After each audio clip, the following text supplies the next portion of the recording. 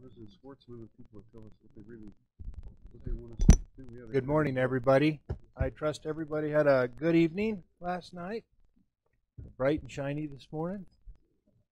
If I'll just remind everybody to please mute your telephones. We'll go ahead and call the meeting to order. And our first presenter today is Mr. Edberg. Scott. Good morning, everybody. Here for you this morning to get the commission's approval to vote and approve revised Chapter 28, regulation governing bigger trophy game animal or game bird or gray wolf damage claim. This regulation was amended, revised due to legislation that passed this past legislative session, which expanded the commission's requirements to pay gray wolf damage in an extended area in the state. One thing this new legislation did not do, it did not change the classification of where wolves are considered trophy game and where wolves are considered predatory animals. So as you go look at this regulation, you'll see throughout it we have in the reg all the additions in blue where it says or gray wolf in accordance with Wyoming Statute 23-1901 G and H, and that's to make it absolutely clear that not a trophy game animal in this extended area. It actually was damaged in the predator zone, but there's a lot of requirements that have to be met before we'll pay it, which I'll get into. So this regulation went out. We had public meetings like we do with all our regs in eight regions. Very minimal comment, as you see. Several comments were not really directly related to the regulation. This regulation, the amendments to this regulation were developed internally, and then they were reviewed by David DeWalt and other attorneys in the AG's office due to the fact that at the time that this regulation was being developed, wolf had not been listed yet. So we wanted to make sure that we are in line with all the statutes and regs and requirements through the Gray Wolf Management Plan and the other statutes and regs. We'll just go through the reg real quick. 28-1, you'll see we have to have property owner. We added the word property owner. That's part of the new statute, so we had to add property owner in that as part of the definition of claimant. And again, claimant, we add that language of gray wolf in accordance with Wyoming Statute 23-1901 G&H. Again, that language is scattered throughout the whole deal. Page 28-2I, we had to define a contiguous tract of land because that's part of the statute requirement that in order to be considered for damage compensation in this extended area, you have to have a contiguous tract of land that butts up to the area where wolves are classified as trophy game animals. Again, throughout 28.2 on to 28.3, you can see that same language. Gray wolf in accordance with Wyoming Statute 23-1901 G&H. Over to 28.4, again, just minor additions in that same language. And then 28.5, we had to do some strike through of trophy game animal just so it was clear that other gray wolf language was applicable. And then the meat of it, kind of 28.6, in the bottom of page 28.6C.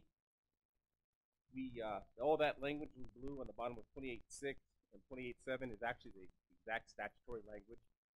We felt it very appropriate. Usually we don't do this, but we did duplicate the statutory language in this regulation just so it's absolutely clear what are the requirements for a person to be considered for damage in this extended area for gray wolves. And so, so if we look at CI, any claimant who has sustained gray wolf damage located in the area described in Wyoming Statute 23-1901 G&H shall be eligible for damage compensation. Each time a claimant reports gray wolf damage to the department pursuant to 23-1901 G&H, claimant shall acknowledge 1. The adjacent area of land is outside the area described by 23-101 E, XII, B, I, or II. And that is the actual statutory definition of where wolves are considered trophy game animals or the seasonal trophy game management area. So they have to have land adjacent to that. It's a contiguous tract of land, as in with II. Again, it has to border the area that's either considered a trophy game management area or the seasonal trophy game management area. The adjacent area of land is privately owned, so damage cannot occur on public land.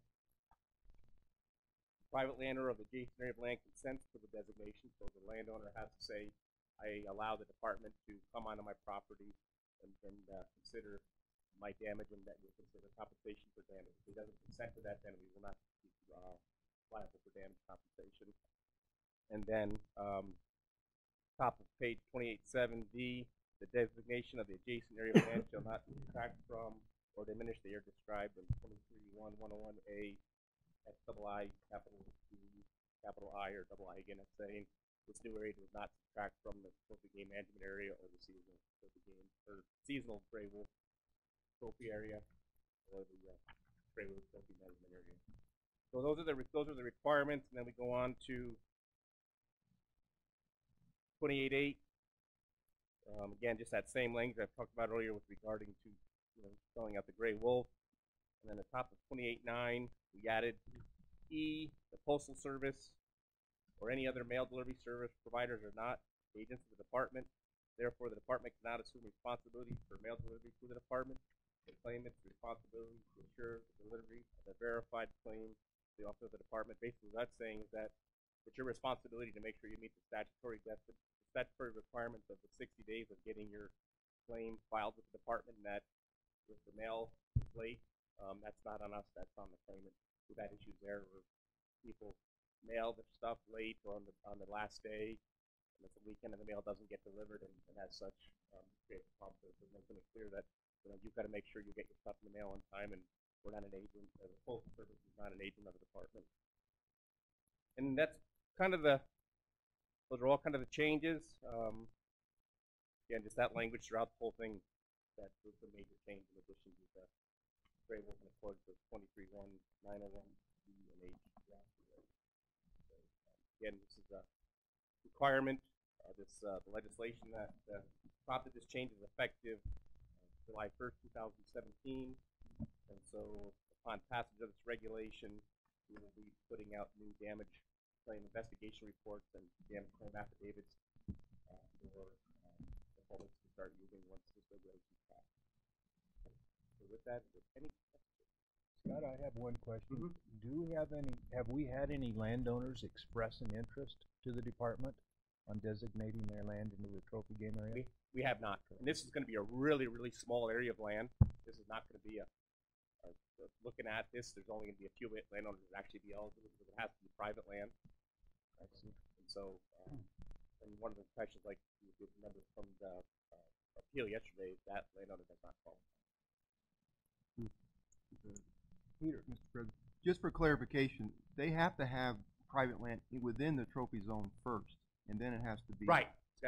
Contiguous means it goes through from the trophy zone into the predator zone. That is correct. And has to be all contiguous. That is correct. But they can't just butt up against it. That's correct. Other questions?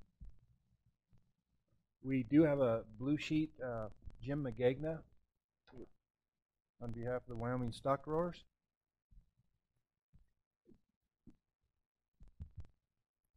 Welcome, Jim. Well, thank you, Mr. Chairman and members of the Commission.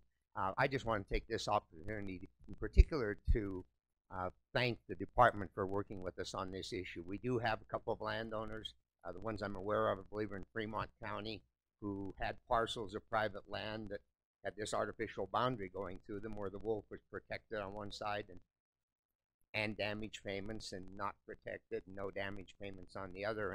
And as we worked with the legislature on this, it became a bit of a complexity how to do this in a manner that didn't in any way jeopardize the trophy game designations and the Wyoming management plan. So the department worked with us and others to make sure we could get this done in a way that was fair to these landowners and still protected what we have in terms of wolf management in Wyoming, and we appreciated that. With that, Mr. Chairman, unless there are any questions, that's all that I would have. Questions for Jim?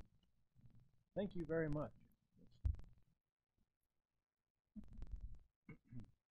No other questions?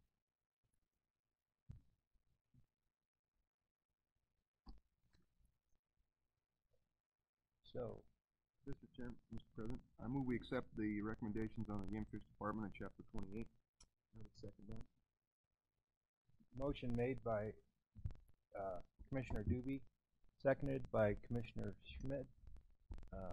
Any discussion? All those in favor say aye. Aye. Opposed? Motion carries. Thank you. Mr. Coffran, how are you this morning?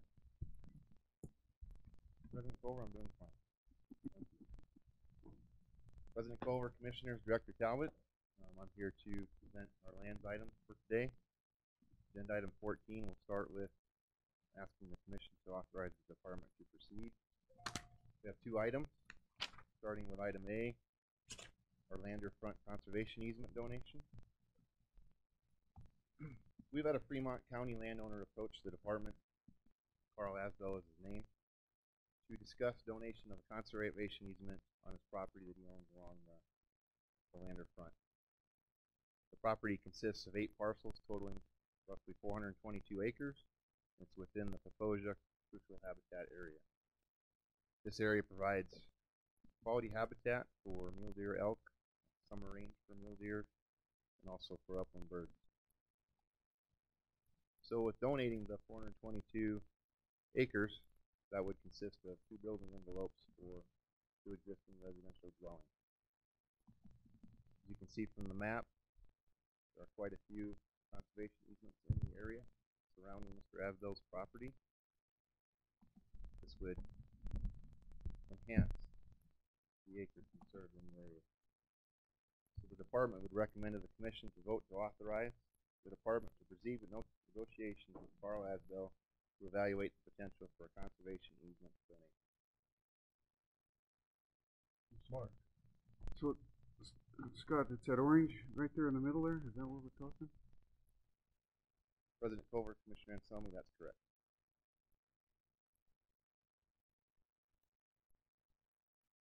You'll see some blue and red areas delineated as well, right by the orange. Those are neighboring landowners that would consider joining into this in the future if this proceeds.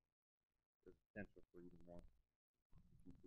And this is where up the what road? What, I'm challenged by direction challenge. So you got to. What's 131? Is that the going up to Popoagi? I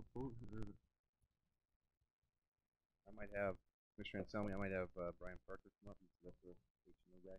Okay. President Culver, members of the Commission, Commissioner Anselmi. Yeah.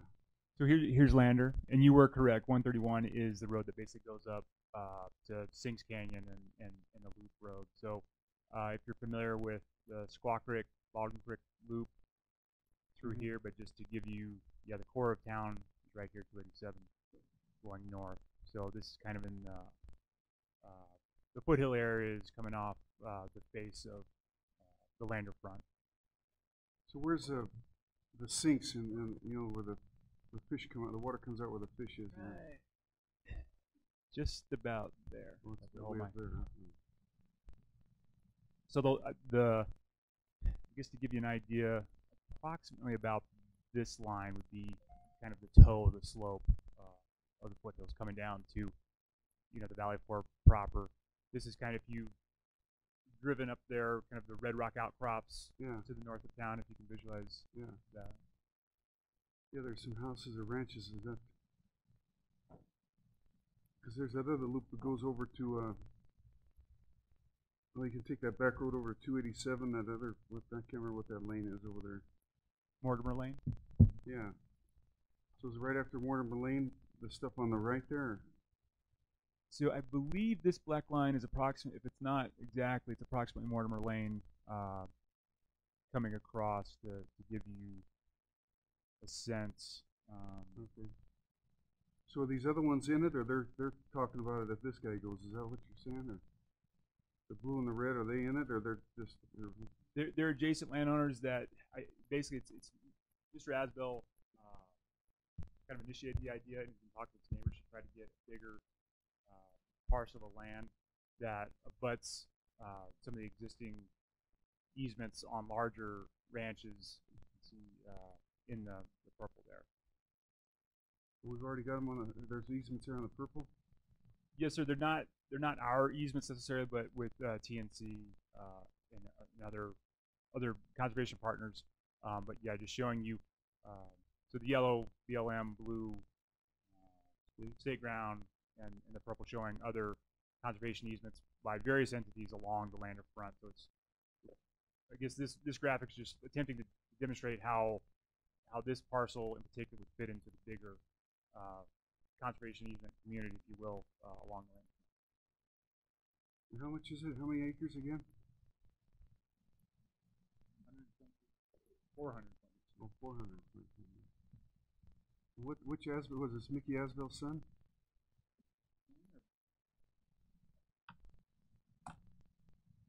Other questions? If not, what is the pleasure of the commission? I got a question. I'm sorry. Okay, go ahead, Mark.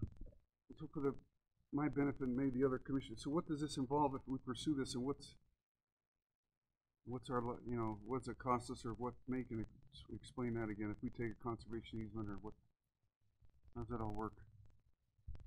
President, Commissioner Anselmi would be able to sit down with Mr. Asbel, figure out how the donation would affect him and the department. So there would be no cost for the easement itself. The potential costs moving forward with this just for monitoring. You can see most of these easements are not ours, but Mexican Creek up here is, so in the relative proximity to Lander, the cost for monitoring this in the future would be minimal. Well, we did something with Table Mountain last year, didn't we, or something? What was that? Remind me, I'm sorry. Red's color, Commissioner Anselmi. So the Table Mountain, that was a separate conservation easement, and that's why it's highlighted. So last night, our landowner of the year, the Killabrews, they were the family that donated this conservation easement on Table Mountain, that crucial mule deer winter range. So that the call outs are basically identifying, in addition to, so the purple shows all the conservation easements along the lander front. The call outs are indicating the conservation easements and or access easements that the commission has along the lander front. So Table Mountain, we're just about tied up with that. Mexican Creek is a conservation easement, access easement going up to Shoshone Lake Road, and then the Red Butte North Fork is on between Baldwin Creek and the North Fork of Poposia. If that paints it better, does that answer your question? Yes, thank you very much. Yes, Commissioner Rayo. Scott, so we're just negotiating the option for an easement. Is that right? Over. Commissioner Rayo, that's correct. And so there's no cost right now. But tell me, what when you say monitoring the easement, what do you anticipate for cost? I mean, is it just a road repair, trail repair? What is it? President Culver, Commissioner Rayo, usually consists of 1 or 2 visits to the property per year. So that's, I mean, I'm sure there's no encroachment. There's no maintenance costs with the property itself. So that's a no-brainer. Again.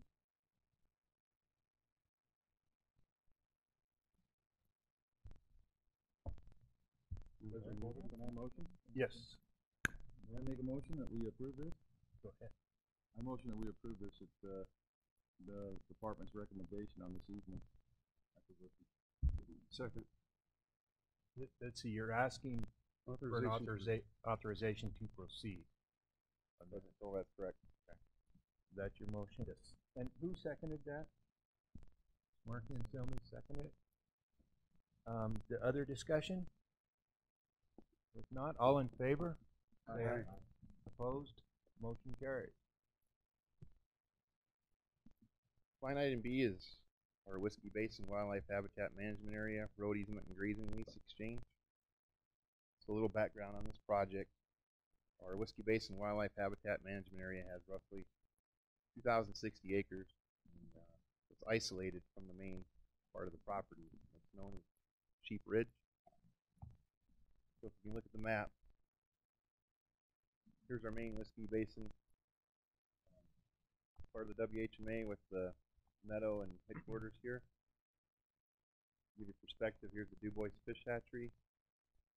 This area up here delineated is Sheep Ridge. So there's existing road across private property here in the green box that the department currently uses to access the property. And that consists of calling the landowner each time that we need to access, and the landowner will grant that on a case-by-case scenario. There is no other way to get into the property. What we're asking is to acquire administrative access roadway easement, 20 feet wide, and the length of the road is 3,325 feet. Initial talks with the CM Ranch, with who owns the property that we would be crossing here in the yellow, have indicated that they would be willing to grant that easement. Historically, they have grazed horses in the winter on this Whiskey Basin meadow to remove grazing off the ridges for bighorn sheep. So in exchange for value on this would be for the cost of the easement to continue grazing until the dollar value for the road has been met, and then grazing would cease. So the department has recommended the commission to vote to authorize the department to proceed with negotiations with CM Ranch to evaluate the potential of a value for value property right exchange. So, Mr. President, so we're just talking about trading an easement for pasture, basically? Yes, President Culver, Commissioner Rail, that's correct. And right now we don't have an easement? Correct, we do not. They're just being polite and good neighbors and letting it. Correct. So when you negotiate this easement, basically no cost. It's just a matter of trade this, trade that. Mr. President? Oh, go ahead. I don't know, maybe I figure, I guess you can start talking to us. Yeah, just Go ahead, Pat. Scott or someone, help me out a little bit. So when that meadow down there at the bottom right, that's where the house sits on the below Whiskey Mountain. So which direction is Ring Torrey and Trail Lake from? President Culver, Commissioner Crank, the road takes off here and it's below the edge of the map. Okay, and it's the CM Ranch. That's correct. And as I understand, we currently let them graze that meadow anyway to try to maintain forage for the sheep higher up on the mountain. President Culver, Commissioner Crank, that's correct.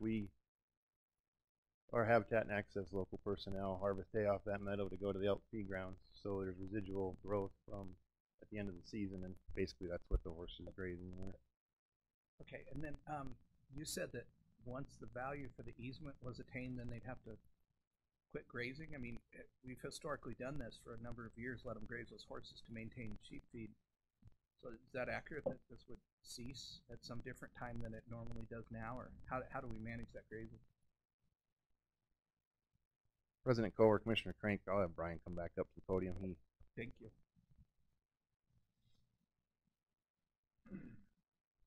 President Culver, Commissioner Crank. So historically, there's been the CM grazing allotment on the face of Whiskey Mountain within BLM grazing allotment is in the core of crucial elk winter range and bighorn sheep winter range. So that's what precipitated the historic use of CM Ranch using our meadows in lieu of the face. So in the preliminary conversations we've had,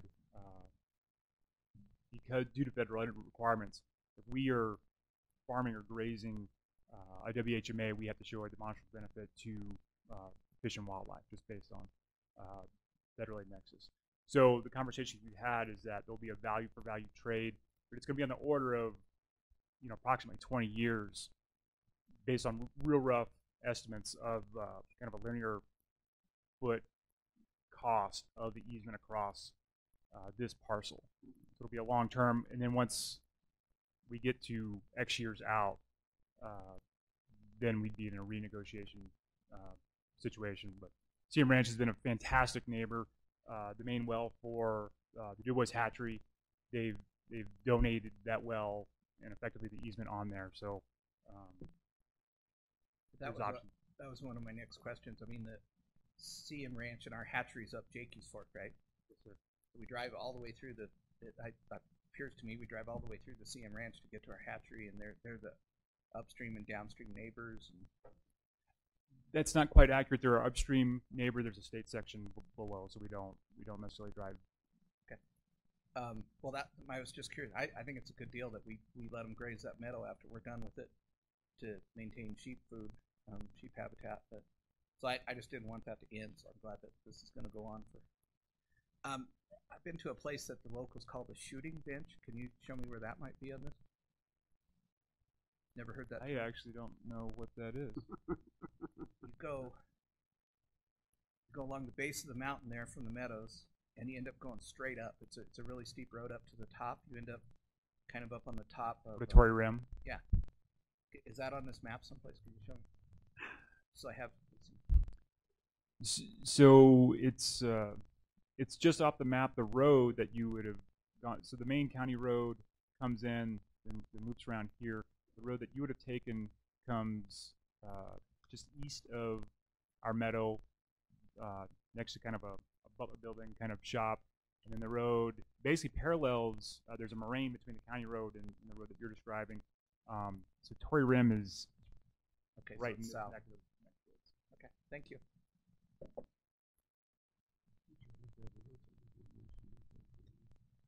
Other questions?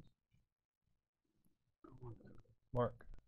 Does the public use that piece we're talking, or is it just us? Commissioner Culver, or President Culver, Commissioner Anselmi, that would just be a administrative easement just for the department, not for the public. The public would have to navigate their way around through the forest for BLM to Chief Ridge.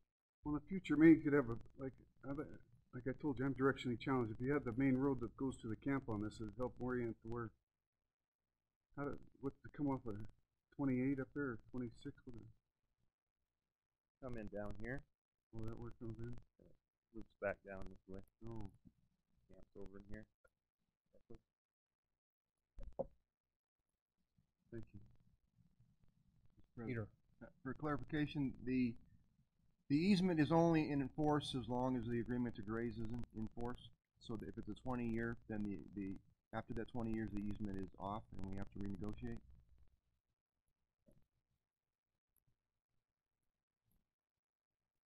President Culver, Commissioner Doobie, the easement would be for perpetuity, not for the length of the grazing.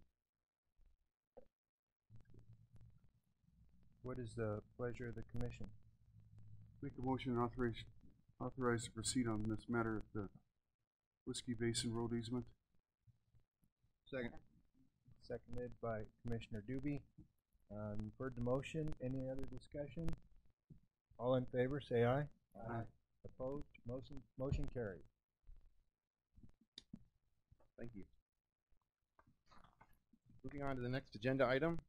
This is final approval. We have 4 items for the commission to consider. We'll start with first item, Boulder Rearing Station Power Line Easement. You may remember, commissioners, we brought this to you in April. Proceed with negotiations granting a 20-foot wide by 415-foot power line easement to Rocky Mountain Power.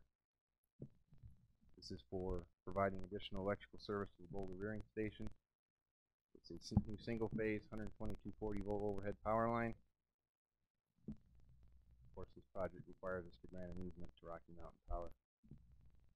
The installation cost of this project is $8,297, which has been approved and is in our FY17 Fish Division budget. The department has recommended to the commission to vote to approve the conveyance of a 20-foot wide by 415-foot long power line easement at the Boulder Rearing Station to Rocky Mountain Power. And if I remember correctly, we've got some fairly major upgrades planned at Boulder, don't we? And so that this is going to be a requirement for those upgrades. President Culver, I'll have Deputy Chief Miller respond to that question. Morning, President Culver, members of the Commission, Director Talbot.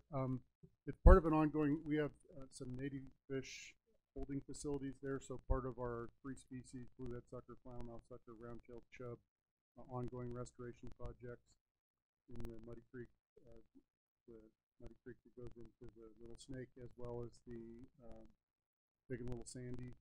We have facilities that we've developed to hold fish, and we're just adding some electricity that'll help provide some additional flexibility and the ability to hold a few more fish. So facilities in place. We've got the money in the budget for the electrical. These power line deals, you just have to get for them to put in power they want to use. So that's the nature of this request. Thank you. And Meredith, you don't have to get up, but projects like this do qualify for PR dollars, don't they? DJ, yeah. Yeah, that makes sense, DJ. Thank you. Other questions?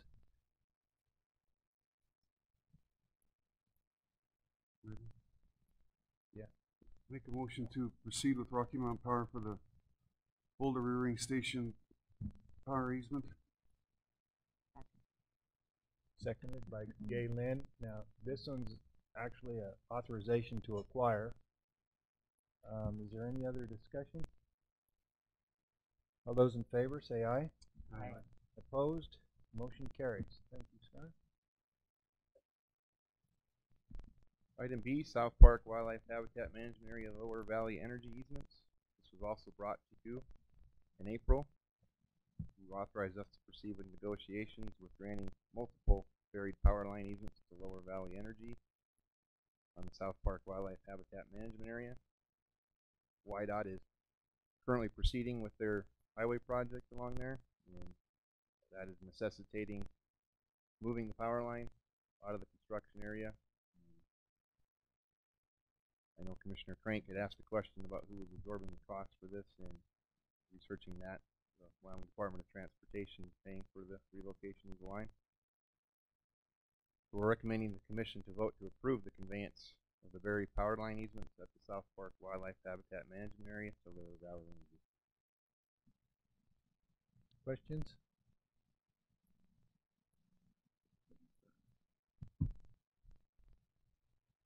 So the change that we approve the conveyance of these easements to the power company in this area, as recommended by the department. Second. Seconded by Commissioner Anselmi. Discussion? All those in favor say aye. Aye. Opposed? Motion carried.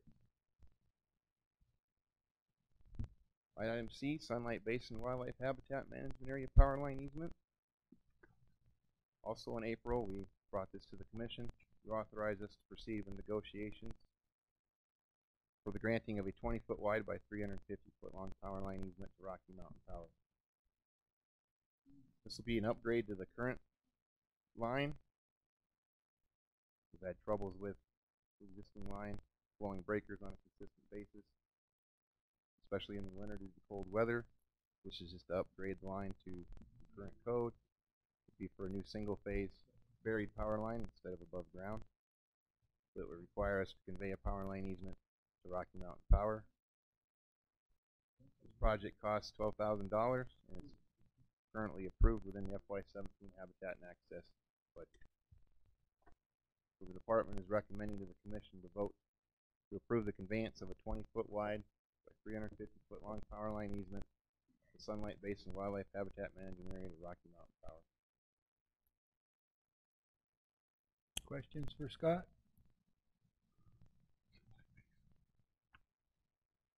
I would so move. No second. Seconded by Commissioner Rael. So the motion is to acquire. All those in favor say aye. Aye. Opposed? Motion carries. Our last item is our Whiskey Mountain Conservation Camp power line easement.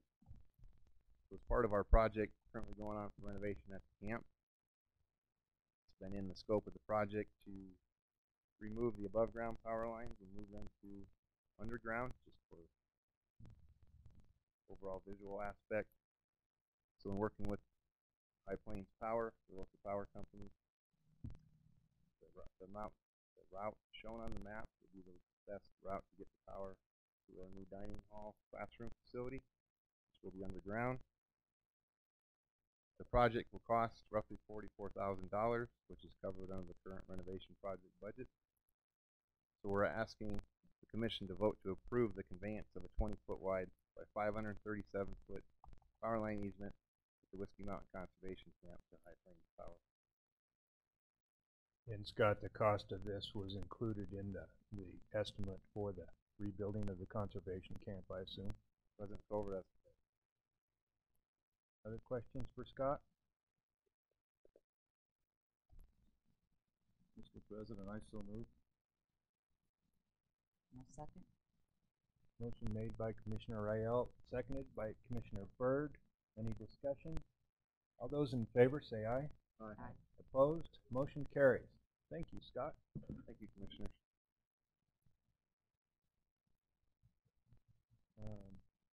Our next presenter is Brian Parker.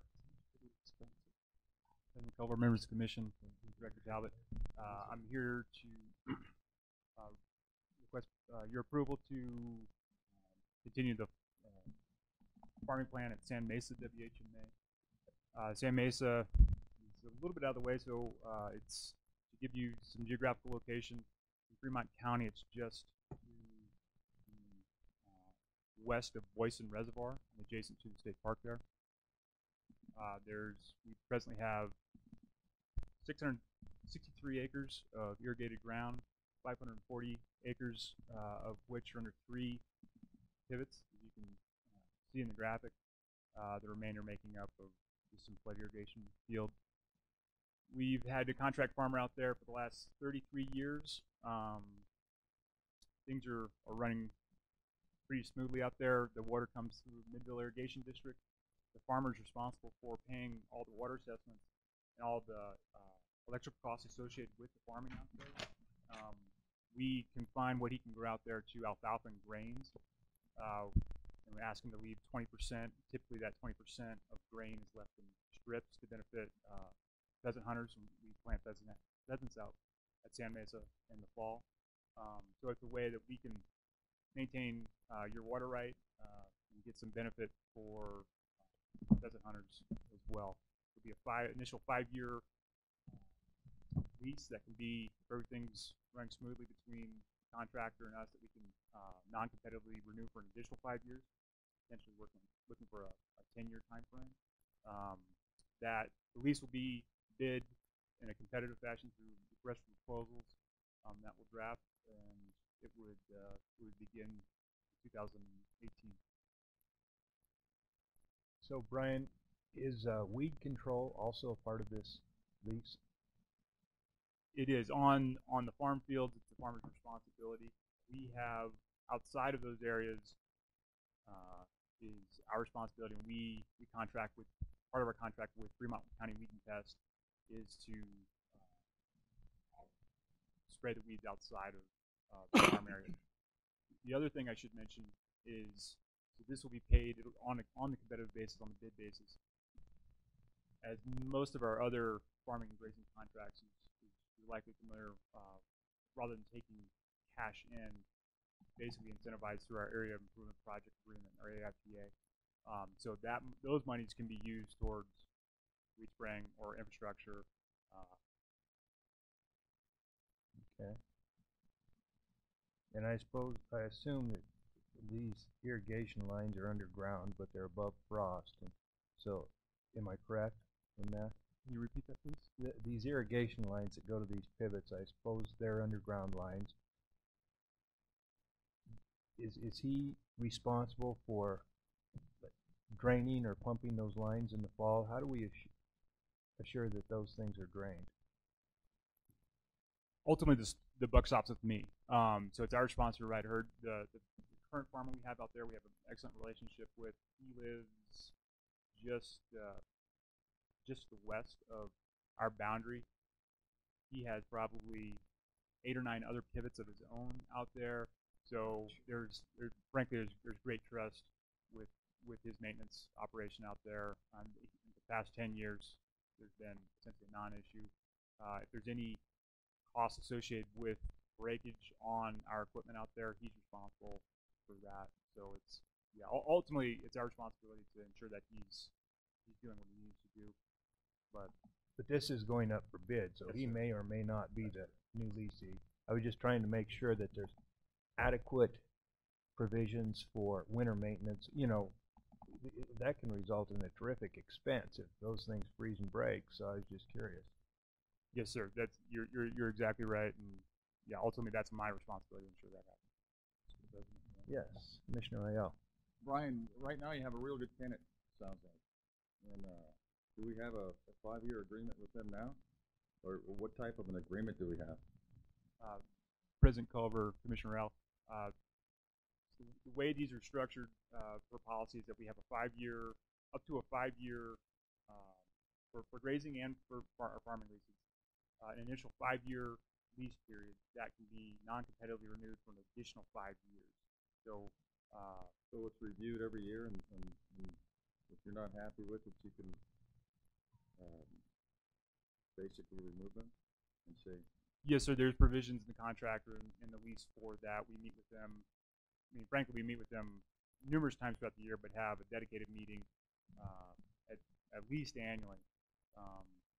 But the reality is we're meeting with them probably on a bi-weekly or monthly basis, you know, through the summer period.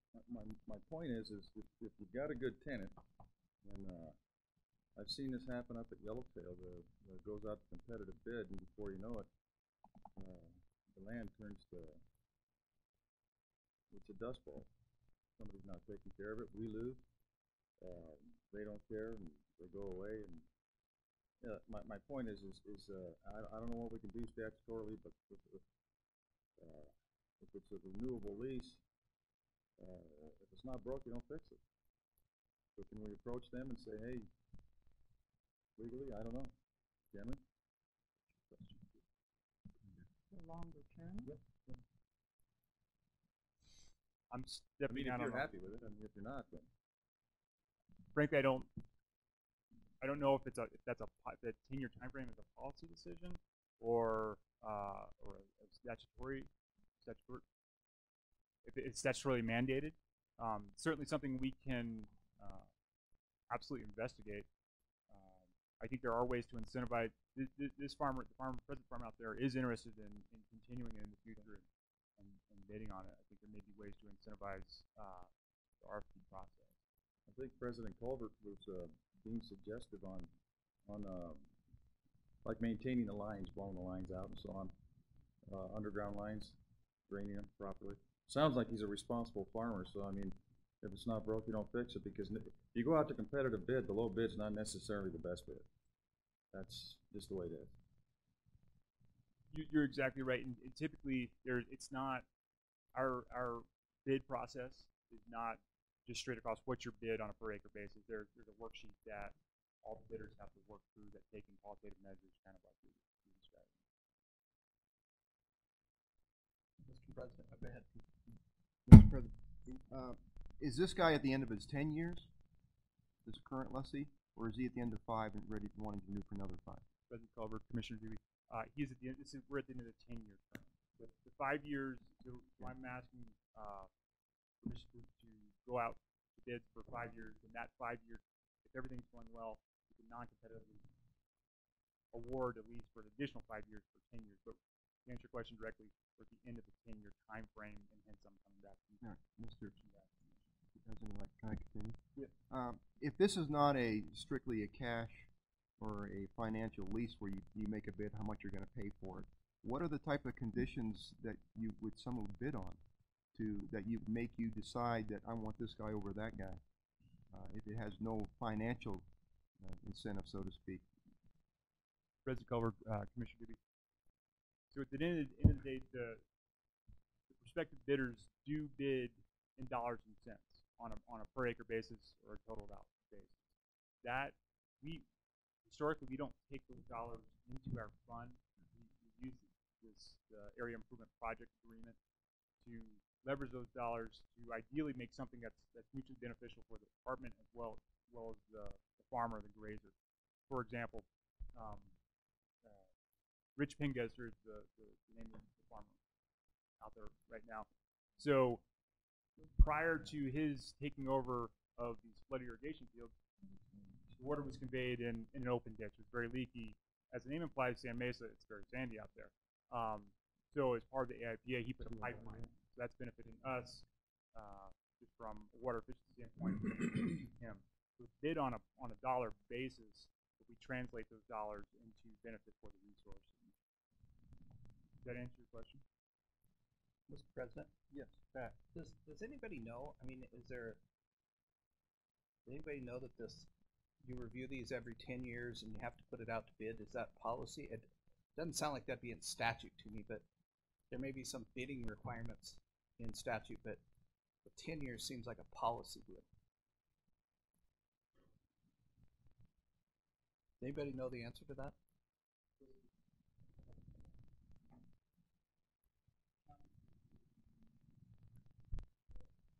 President Culver, Commissioner Crank, it's policy in Chapter 23. Is it?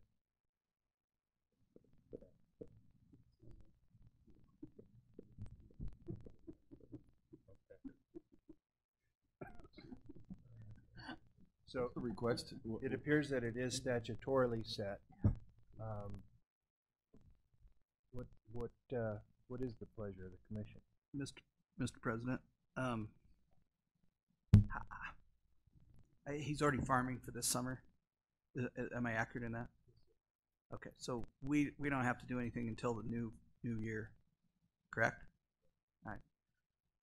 Mr. President, I guess I'd ask him to bring it back. I think David makes a really good point that we have a good tenant, good working relationship. Because we have some policy, which I won't go crazy because you know how well I love policies, but let's bring this back and ask David or someone or the department to say policies can be followed or they can be ignored, and I don't want to lose a good tenant. It seems like this is a great working relationship for everybody, and I don't know why we would go to competitive bid and perhaps have someone else obtain this contract with us and lose a great tenant and a good working relationship. So I'd ask that we table this till the next meeting. I'm inclined to go along with that. I think it would be nice if in an instance like this we could have more than one renewal period. If we've got a tenant that's working well for us and working well for the resource, it would be nice to be able to continue that relationship. So I'm going to ask the department to table this and come back to us at the next meeting in September, correct? Yeah, not the next meeting, not the one in Casper, the special meeting, but the one in September. If you would please come back to us with this, and we will research it, or have the department research it, and see what our options are. Mr. President, members of the commission, we will do that. And in the meantime, you may want to take a look at commission regulations, chapter 23, and the time frame is up to the commission. Time frames are not statutorily required, and it's not required per regulation. That's up to us. Okay. So, John, what you're saying is we could go 10 years? And we could sign a 10-year contract or a lease agreement with this? Not a problem? I think we could. There may be some fiscal policy issues that are more involved than chapter 23 or what the commission or department may do. Annual review or whatever it might be. I'm real interested in knowing if we can just add another renewal period on this, or continue the renewal periods on it. Mr. President, I'm yeah. sorry. Go ahead, Sorry Mark. for interrupting. I was just asking a question. I mean, is there anything that stops us from making the decision today rather than delay it another couple of months? You know what? Because it seems like there's a pretty good consensus within the commission.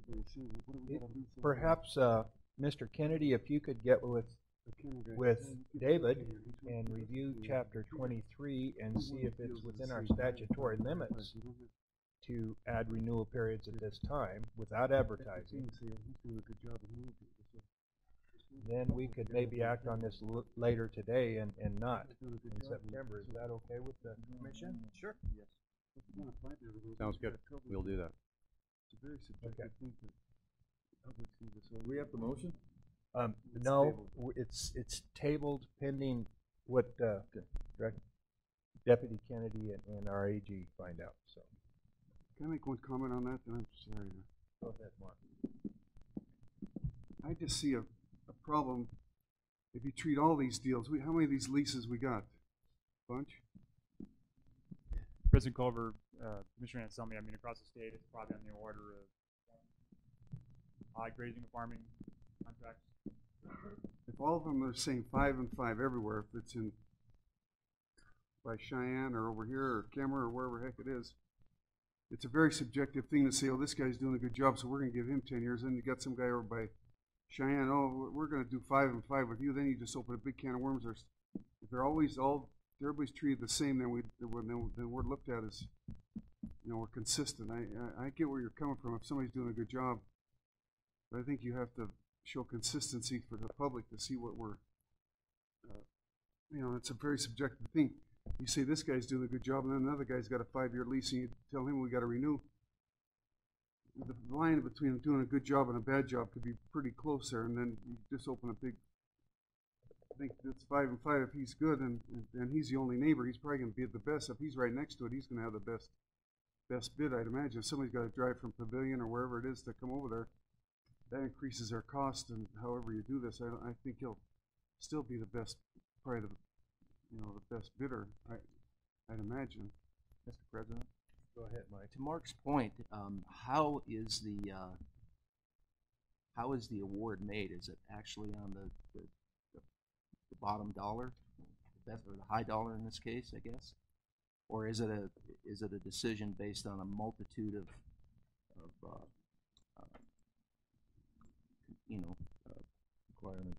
requirements that you guys look at as what you need from the landowner or the farmer? President Culver, Commissioner Schmidt, you're exactly right. It's the kind of the bottom line dollars and cents cost of one aspect. That is absolutely not the driver. We're way more interested in tailoring the big questionnaire to get the farmer that's going to match, or grazer that's going to match our goals, that we have a positive working relationship. So to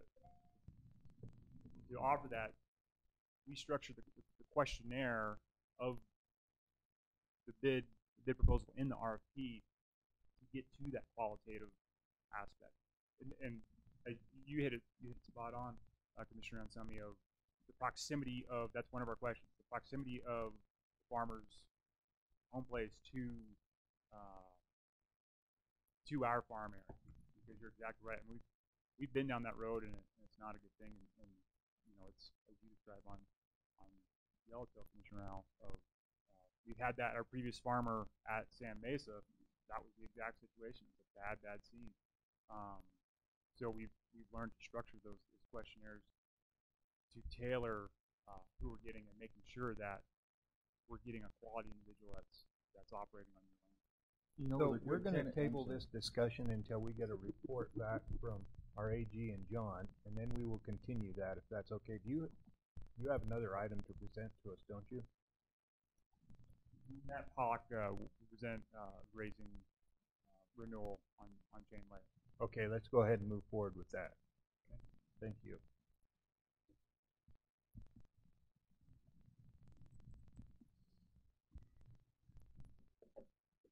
Commissioner Culver, Commissioners, Director Talbot.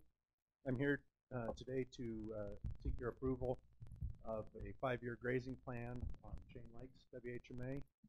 Chain Lake is roughly 45 miles northwest of Rollins.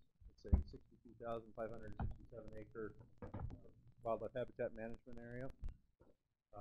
For the past 15 years, we have grazed Chain Lakes with winter grazing with sheep, 960 AUM, and similar to Brian's previous discussion, we're at the end of our 10-year agreement that we have with the current grazing lessee, and seeking approval to put this out as a request for proposal to seek a new 5, with the option to renew for another 5-year term.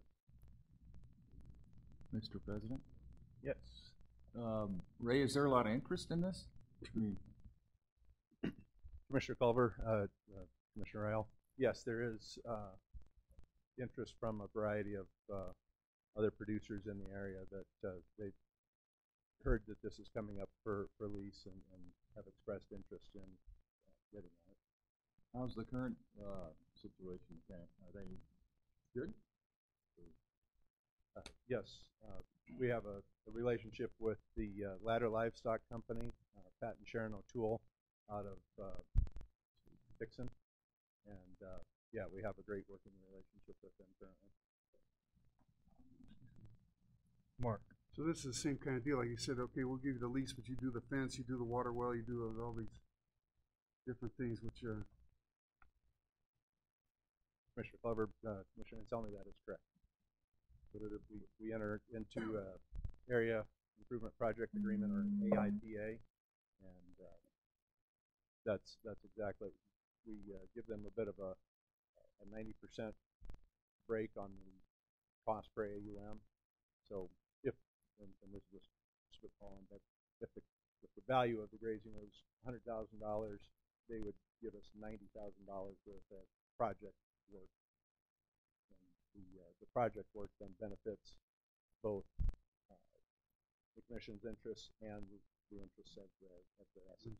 So Matt, I come from a long ways away from here, and I'm not real familiar with that country. Can you give me a quick rundown on what the wildlife habitat value of that piece of property is? What's it used by? What time of year? What are we managing it for on the wildlife side? Commissioner Culver, that's an excellent question. It is in the Red Desert. It's a large sagebrush flat with a chain lakes rim, which rises a few hundred feet above. It kind of runs roughly right through here, and below the rim, all this area right through here is a series of depressions that create playa lakes, and those lakes are extremely important for kind of blows your mind, but if you go out there in the spring or the fall, you'll see an incredible variety of shorebirds and waterfowl, which, as I say, out in the middle of the desert was kind of surprising. But the main purpose of and the purpose we acquired the WHMA was for antelope winter range.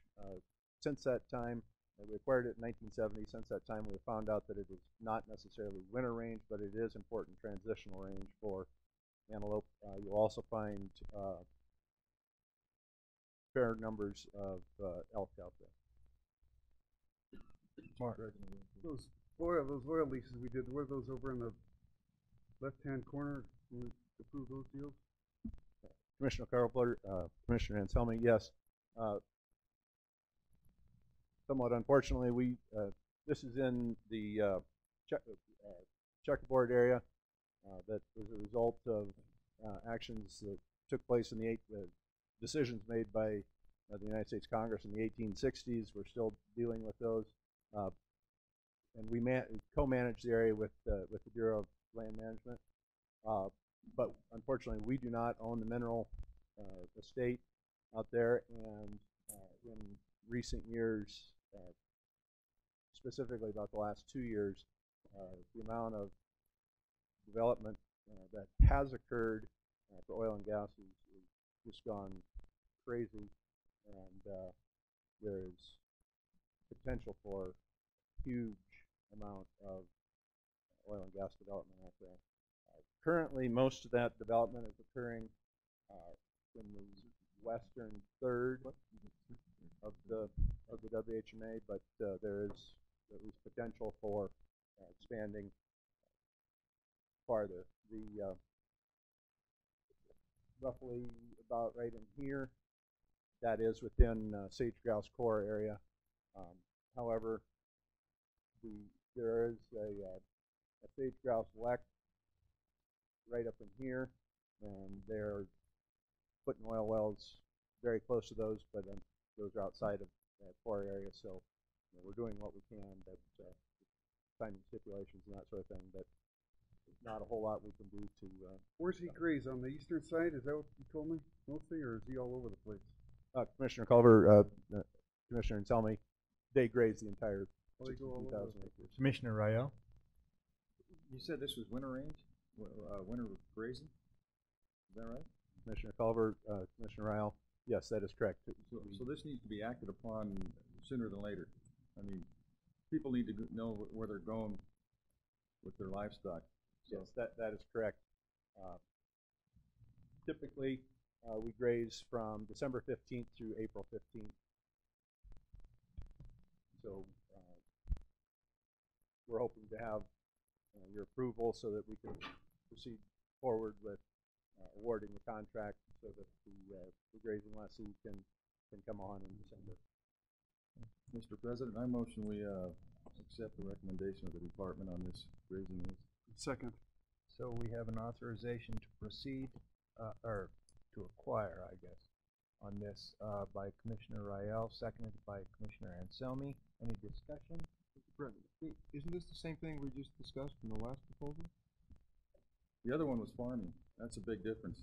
The farmer's going to have the same thing on whether or not you're going to extend the lease. But this man is at the end of his 10-year lease. We're talking the same exact thing. So I would say that we hold off on that until we find out the. Well, I think the latter one was basically farming for next year. Is that right?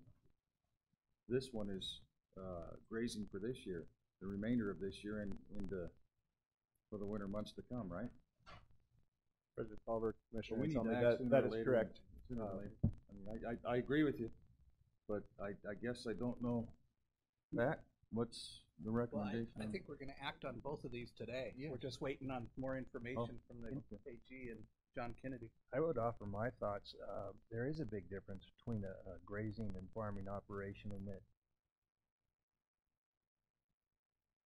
the grazing operation is a lot more forgiving. If we get a leasee that messes up a pipeline that cost us $30,000 to replace, or somehow lets a center pivot get askew, and we end up replacing sections of a center pivot, that's a big thing. And those are things that are likely to happen in a farming operation, without somebody that's experienced in that kind of a business. Grazing management, yeah, certainly you can have car wrecks with that too, but the likelihood is far less. And so I guess it's two different things in my book. That's a very good point. There's a huge capital expenditure on the farming portion of it, and there's very little expenditures on the grazing allotments.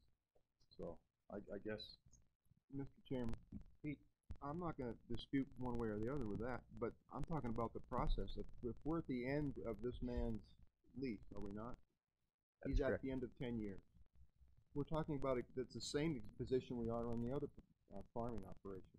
He's at the end of his 10 years, and we were wanting to see whether or not we can extend it with our own authority without putting out for a competitive bid. We're in the exact same situation, whether it's farming or grazing. The procedure is exactly the same. and that's being researched right now, so And we we can will act make upon that today. decision sometime today. I'm just saying we should do them both the same way. I agree. Mr. President? Yes. The only other thing I'd throw out there is, I don't know about federal leases, but I do know about state grazing leases. I mean, there's a preference. But the person who holds a state grazing lease gets a preference in that, in perpetuity till they decide to not lease that land, unless they really mess up and the state throws them off. But so I don't know why, if the state school sections all are leased on a preference basis, why we wouldn't have a preference as well if we have a good working relationship with someone. So we'll just wait and see what we hear from John and David, and we'll figure it out. Okay, we will table this one also. President Culver, could I ask one more question? Right. Lessees on these two parcels is this their first 10-year lease they've had with us, or were they prior leases to that 10-year period? President Culver, Commissioner Schmidt, the Ladder Livestock Company has been grazing on Chain Lake since at least 2002. Prior to, in 2007, I appeared before the Commission to ask your approval for the current 10-year period. But prior to that, we were renewing on a year-by-year basis. And according to the policies that we work under, we did not need full Commission approval at that time, as long as we were doing it as long as we had the local commissioner's approval, we were doing just the 1 year renewal. But then in 2007, we came to ask for permission to do a 5-year, and then we renewed the additional 5 years, and so now we're at the end of that 10-year period. Okay, and when that 10-year period started in 2007, was there a lot of interest in that? Was that done through a bid processes at that point? Or? Yes, it was, and at that time we didn't have much interest from other folks. We have periodically had interest from neighbors that hope to have us change that to a cattle operation, but we feel that the sheep grazing is more congruent with our wildlife management goals. Thank you. Okay, Matt, we're going to table that, and we will call you back up later, probably. Thank you. Thank you. So our next item is number 18, Mr. Brimmeyer.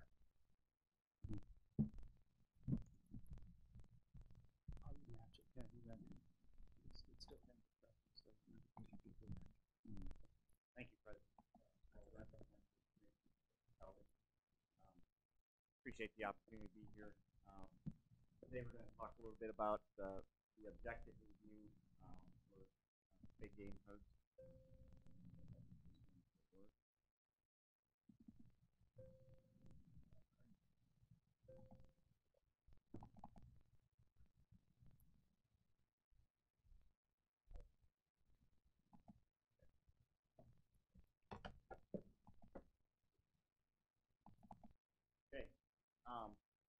Management by objective is something we bring before the commission every year in July.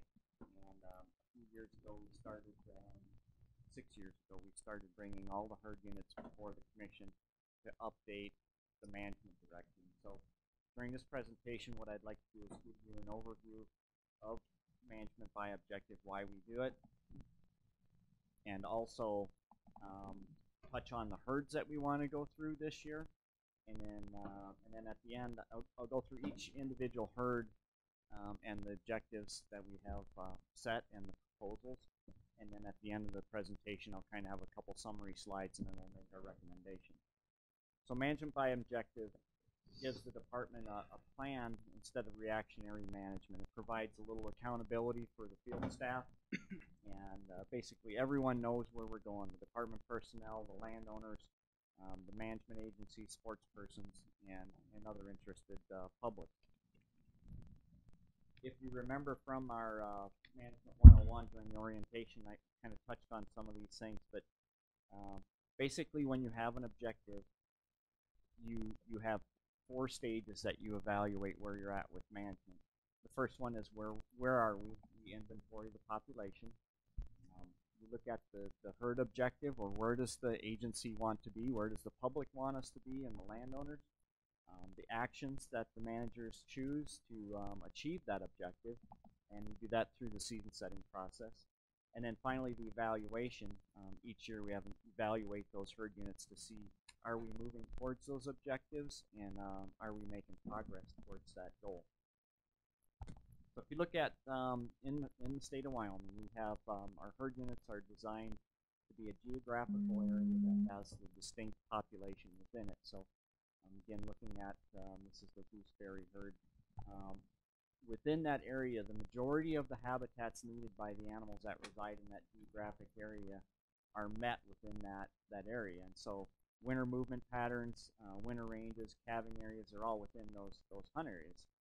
And so the population spends the entire year with, majority of the herd spends the entire year within those hunt areas. And we'll see if you can move a mouse around on there and see if you can click on that window and see if that'll go. We'll turn the volume off.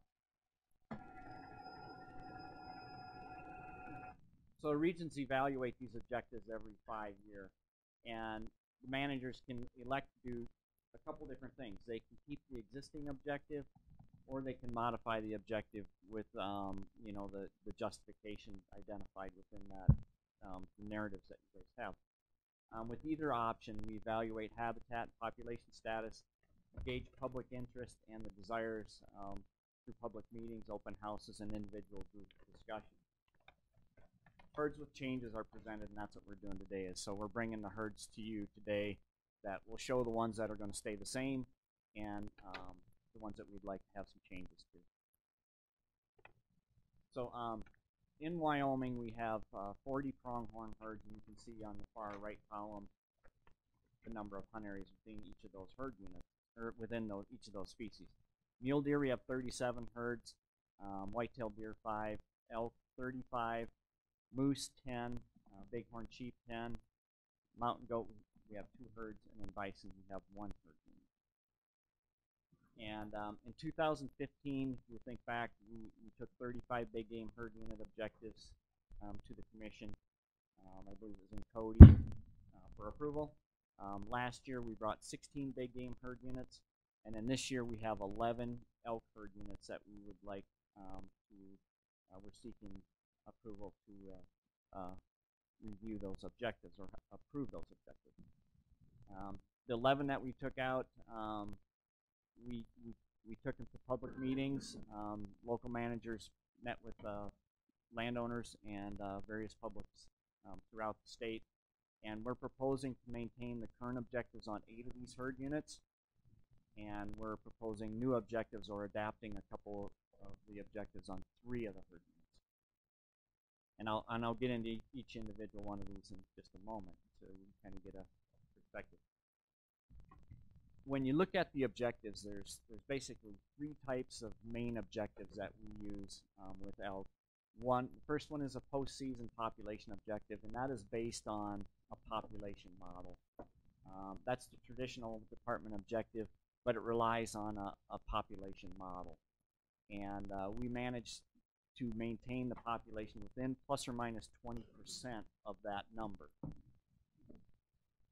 The second one is a midwinter trend count, and that's basically, it was originally implemented in the Wiggins Fork, where managers had a really good count of the actual animals wintering on those slopes, kind of east of Du Bois. And so we adopted that to for some of the other herds in the state. And so if a manager has an area where they have a really good count on animals, you can manage the population based on that number counted each winter. And so that's what we call our midwinter trend count. And it's based on a 3-year running average of area surveys. The last one, because a lot of our areas have really difficult access, and we may not have really good population trend data, we also use a 60% landowner or hunter satisfaction survey. And in these herds, typically access is very limited. They're usually eastern Wyoming herd units, and a lot of our goals are based on the satisfaction of the landowners or the hunters that hunt in that area. And then within each objective, our herd units have either a recreational strategy, which provides for the maximum number of hunters that can go into an area, or a special management strategy, which allows us to maintain a really high buck ratio. So for bighorn sheep, for example, we maintain a special management strategy. Moose are the same way, because we want to maintain a really high number of bulls in the population, and there's a lot of public interest to participate in hunts, but they want to maintain a really high level of quality in that hunt. The third management strategy that we use in a lot of our herds is, again, a private land strategy, because if an area has real limited access, we're not going to be able to really put a bunch of hunters into an area to, without the cooperation and the work with the private landowners. And so we have a management strategy that kind of gives us the latitude to have that strategy in place, so we work with those private landowners. So I'll switch into giving you an overview of each of the herd units across the state that are proposed for objective reviews this year. So in Jackson, we have the Fall Creek Elk Herd Unit, and each herd that I'm going to show you will have a table just like this. It'll show the current objective, the proposed objective, and then what we did for public review, and then our agency review, and then what type of objective is proposed and what the management strategy is. So remember, there's 3 different management strategies, and generally there's 3 different objective types. So in the Fall Creek herd, managers currently have a population model, but because they count pretty much the majority of those animals within that herd unit every year, we're proposing to move that to a midwinter trend. So instead of having a modeled population of 4,400, we're going to switch that to a counted population, and it'll be on a 3-year average. And you can see the map in the corner in the lower left will be where the herd unit is located within the state. The hunt area is 84 and 85. And then you can see the trend line here, and then the average count. Actually, the objective line is the black line, and then the count is here for a 3-year average. And so managers in the Fall Creek herd are slightly below that, but when you consider it's plus or minus 20% of this, they're pretty much at objective, and we're proposing this herd to just move to a count rather than a modeled estimate. And moving on to the Cody region, Cody elk herd.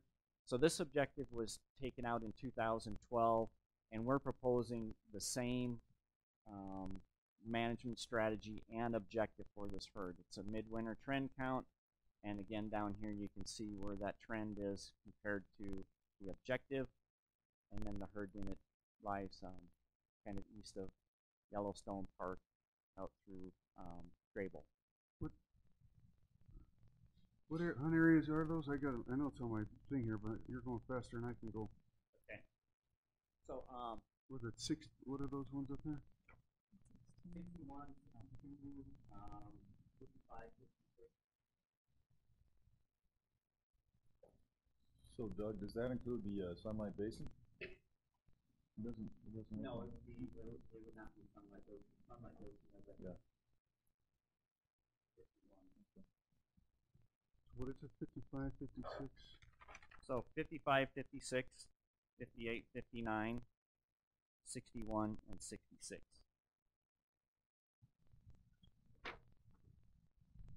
And there's a PDF that you guys will have on your notebook too that'll have this narrative with the hunt areas listed on it. Where I'm headed with this, some of these areas are limited quota and some are draws and are general, and I'm trying to keep it straight which was which here. Sure. So I don't know where my map is here.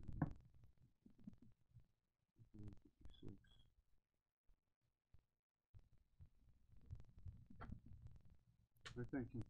Okay. And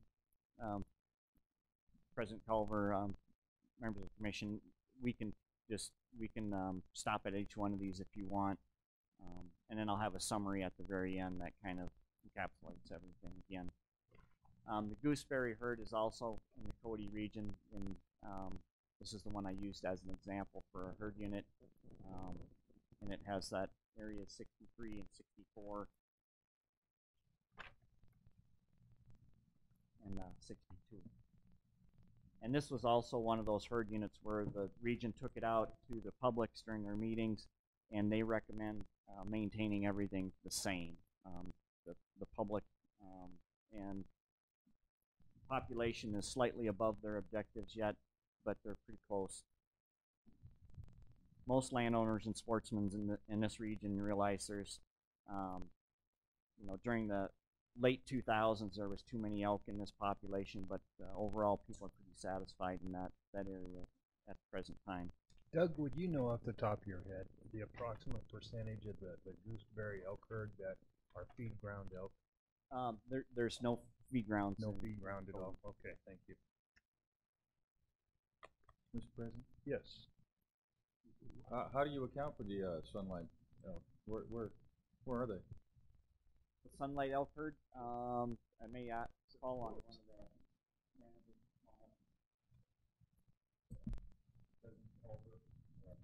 Mr. Talbot, Commissioner Real. That's the Clark's Fork herd, and that's a separate herd unit that there's somewhat of a separation between the two, and so we took that herd objective out in a later year. I think it was a year or two later. So, but it'll come up next time around, and we'll be able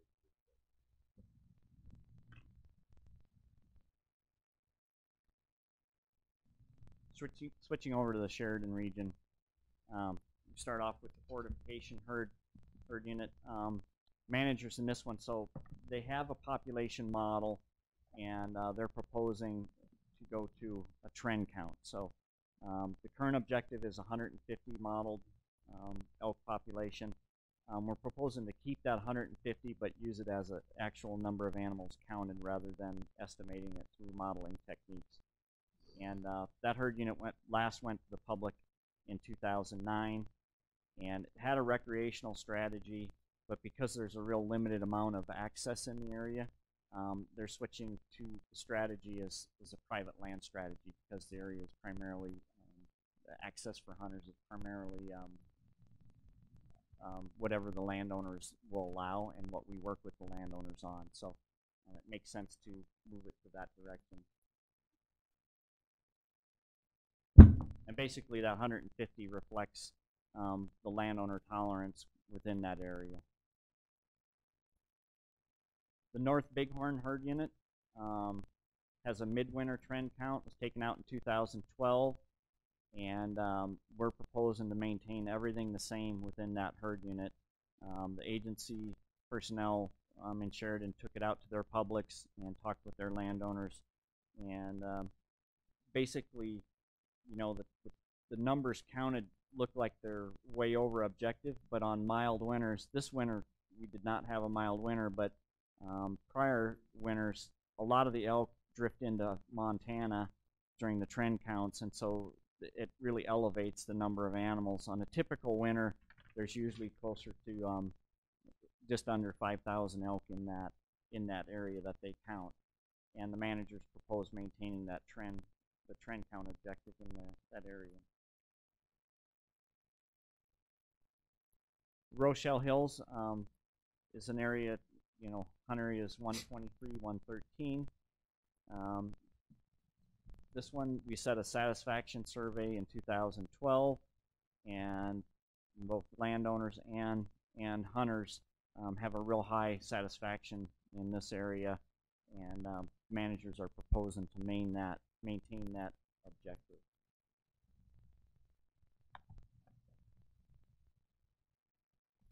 Green River didn't have, there's no objective reviews for this year, so next year there'll probably be some up in that region.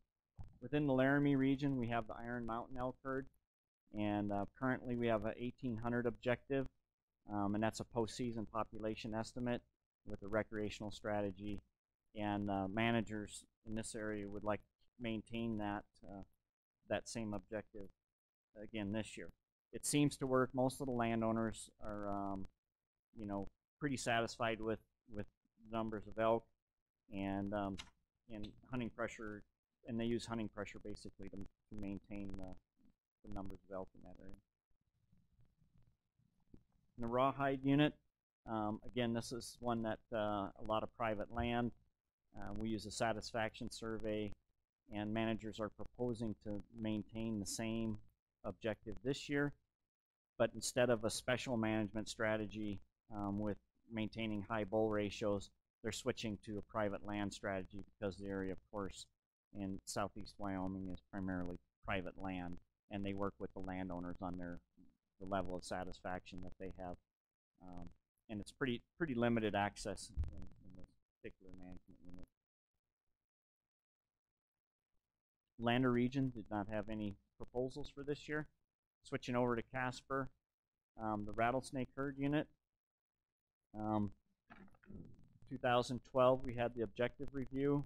The objective is 1,000 elk, and that's a postseason, so a modeled estimate. And managers are proposing to stay the same within this herd unit. There's basically very limited. There's difficult access, but most of the landowners are pretty good and pretty satisfied with where they're at within this management unit. Pine Ridge have a a satisfaction survey as well on this one. It's 2012, it was last reviewed, and managers are proposing this unit to remain the same. And they have annual landowner meetings in this unit just as well as the other ones, but most folks are pretty satisfied in this management area. And the last one that we have is the Pinedale region, and this is the Piney elk herd. And Piney currently has a 2,400 elk objective, but that's a modeled estimate, and the managers there are proposing to move that to a midwinter trend count, so they'll actually base it off of the annual counts that they do in February, both from the air and from the ground and the feed grounds that are in that area. So keeping the same 2,400 elk. This area, you know, the managers are maintaining it with a very liberal season structure. We have some late seasons there. We have a lot of cow tags, and it's a very productive population. Calf ratios are typically in the mid-30s or in the 30s anyway, and there's a potential for the population to increase pretty rapidly, so maintain it with some pretty liberal seasons. So in summary, for 2017, these are the 3 herd units here that have some major changes that that are highlighted on the screen here.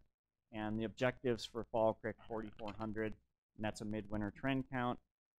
Piney 2,400, and then again it's a midwinter trend count, and fortification of 150 elk, and that's also a midwinter trend count. And then the 8 herd units, and highlighted on the map, you can see where they're located. The agency personnel took out to the public the types of objectives that they had set in 2012 for the most part, and they want to maintain these pretty much at the same objective as they had been the last 5 years. And that includes Cody, Gooseberry, North Bighorns, Rochelle Hills, Iron Mountain, Rawhide, Rattlesnake, and Pine Ridge. And the objectives you can see in the second column, but again, they've been in place for 5 years, and when managers took that out to the public, there was there wasn't any opposition to maintaining these for this year. And with that, the department recommends that the commission approve the objectives that we have presented today. Questions for Doug? Mark. Mr. President, I was reading through some of those comments, and one was up by Sheridan at 35, 36, 37, 38, 39. And I think like 35 and 38 and 39 are special permit, and 36 and 37 are general. It was interesting to see the comments that with the hunter satisfaction, the guys at the limited quota areas, they were much more a higher satisfaction than the general areas. Yeah, President Culver, Commissioner Anselmi, that's typically holds true with a lot of the areas, because on the general areas you're competing with a lot of the other people that hold that same license, and limited quota, there's only a certain number of people that are within that area. I just bring that up for future reference. Thank you. So, Doug, this is just an observation, and certainly I wouldn't suggest any action at this time on it, but some of these herds that, for instance, the Fall Creek herd here, that are very reliant upon feed grounds, I see the objectives are staying the same. Given the long-term financial outlook of the agency, I would strongly consider that you guys look at those objectives and perhaps lowering them, because, as you know, at best, it's a break-even proposition. Realistically, these elk are costing us a considerable amount of money. Our elk herds across the state are strong, and I would ask you to take into consideration on perhaps we should shift our elk numbers to areas where they can self-sustain rather than. And I do realize it's difficult in some of these areas to lower numbers of elk, but is something for your consideration in the future. Mr. President, Yes, Mark. I was reading that Fall Creek, and I found it interesting that it said there's less hunters over there the last couple of years or something. I don't know. Brad, is that what's going on over there? Is that what I read, that there's less people hunting over there? So, Mr. President, Commissioner Anselmi, so managers had, you know, 3 years ago we had a really high number of cow tags, and in western Wyoming, that was the place to hunt elk. And as that population trend started to, and the model began to indicate that that population was dipping down, we cut all those cow tags out. And Brad, correct me if I'm wrong, we cut all those cow tags out, and we basically shifted all that hunting pressure basically down to big piney. And so we've seen a movement of hunters to wherever there's a lot of cow tags available, and that's just the way management works when you start to get the population closer to that objective. Thank you. And President Culver, if I may, on the feed ground herd units, a lot of the public is very attuned to the concerns regarding feed grounds. In particular, when you get around Jackson, there's really no other place for those elk to go. And if the agency would, when we go to the public's very aware of the issues around those feed grounds, but yet when managers propose changes or population goals, there's wide support for maintaining those numbers where they're at. And so managers forward their proposal on to wildlife admin and Cheyenne, and we look at that and we realize that the public is also very supportive of maintaining those elk numbers where they're at.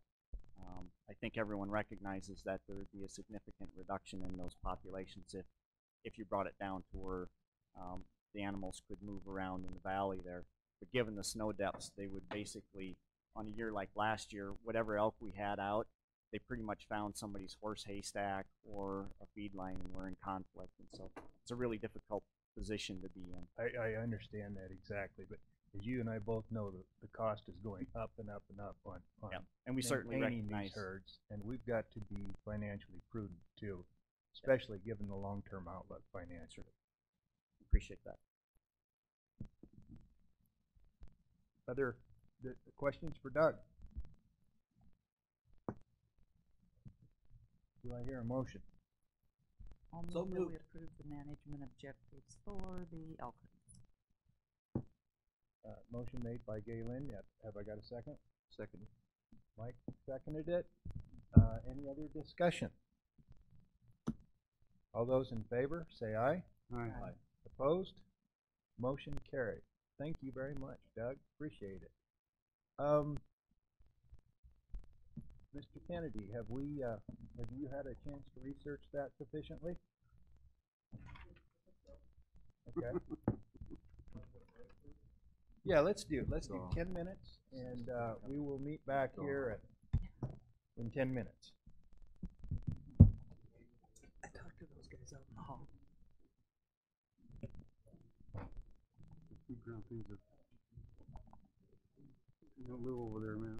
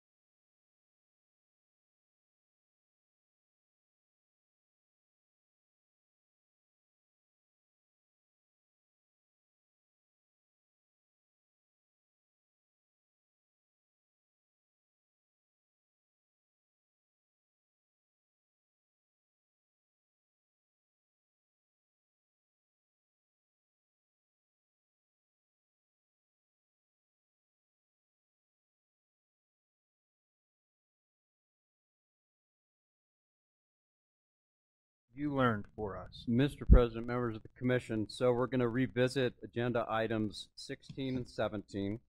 Apologize for the confusion with all of this. Apologize for the delay. Thanks for being willing to revisit these two agenda items right now. So what the department explained last to you is accurate. So both of these proposals, let's just start with the 5-year farming plan for San Mesa WHMA.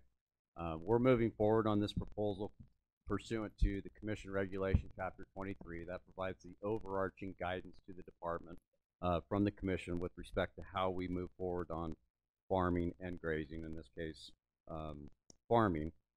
And it has no time frame limitation at all in Chapter 23. It just directs the department to do what we're doing today, and that is propose this to you for your action. So I guess when the dust settled here, the department's most comfortable with a competitive process for these. So we would recommend and open it up for discussion or questions with the commission moving forward as proposed. So we're recommending that you do vote to approve the San Mesa Wildlife Habitat Management 5-year farming plan. And in that, we can write in an option to renew at the end of that 5-year if we want, or we can just RFP for a 5-year plan. It's up to the commission. Mr. President, discussion. I motion we accept the department's recommendation. I think that's the fair, consistent way that we should proceed. And I motion that we, without question, accept the recommendation. So I think how we'll have to handle this is we're going to have to do two separate motions and votes, one for San Mesa and one for Chain Lakes. Is there other, so if somebody wants to make a motion for, we'll start with San Mesa. I motion we accept the San Mesa recommendations by the department. Second. Discussion. That's 5 and 5. Yeah, that's, Mr. President, is that, I think the department's recommendation is a 5-year initial term plus the option to renew it for another 5 years. Is that accurate? Correct. The commission's comfortable with that. And that's the intent of your motion? Yes. Okay. Is there other discussion? All those in favor say aye. Aye. Aye.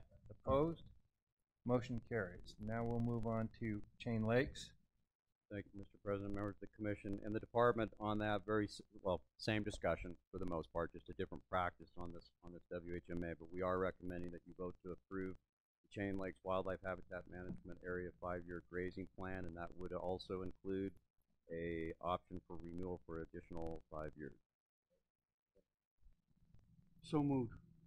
Mark makes the motion and Second. Galen seconded it. Any discussion? Yes. Yes. Mr. David. President, may I? John, we review those annually though, right?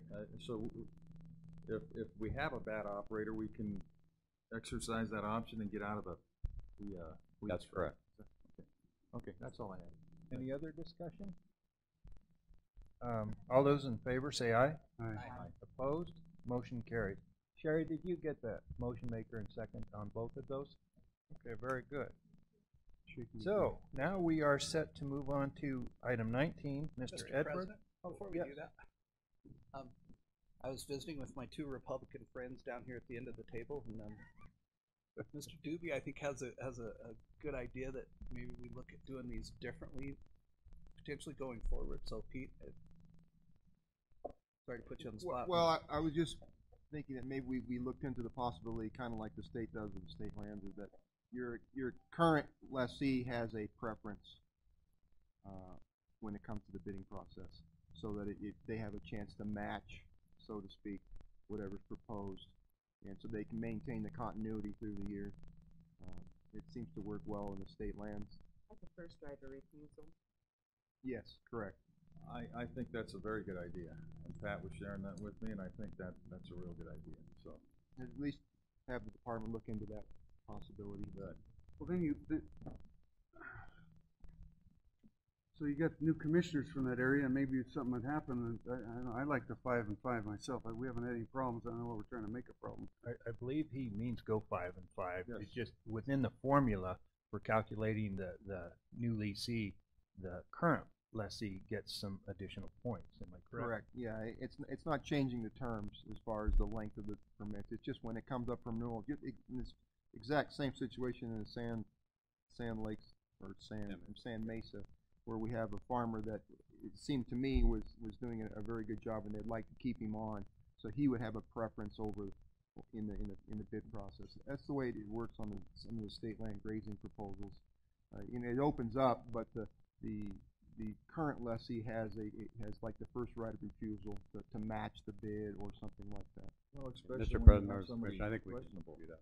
Yeah, we'll factor that in. I think actually the guys have our folks have that factored in their evaluation and scoring criteria for these proposals. Maybe they already do. Yes. But we'll make sure we plug that in unless there's I don't see any problem. I think Pat wants to make it policy because he's all about policy.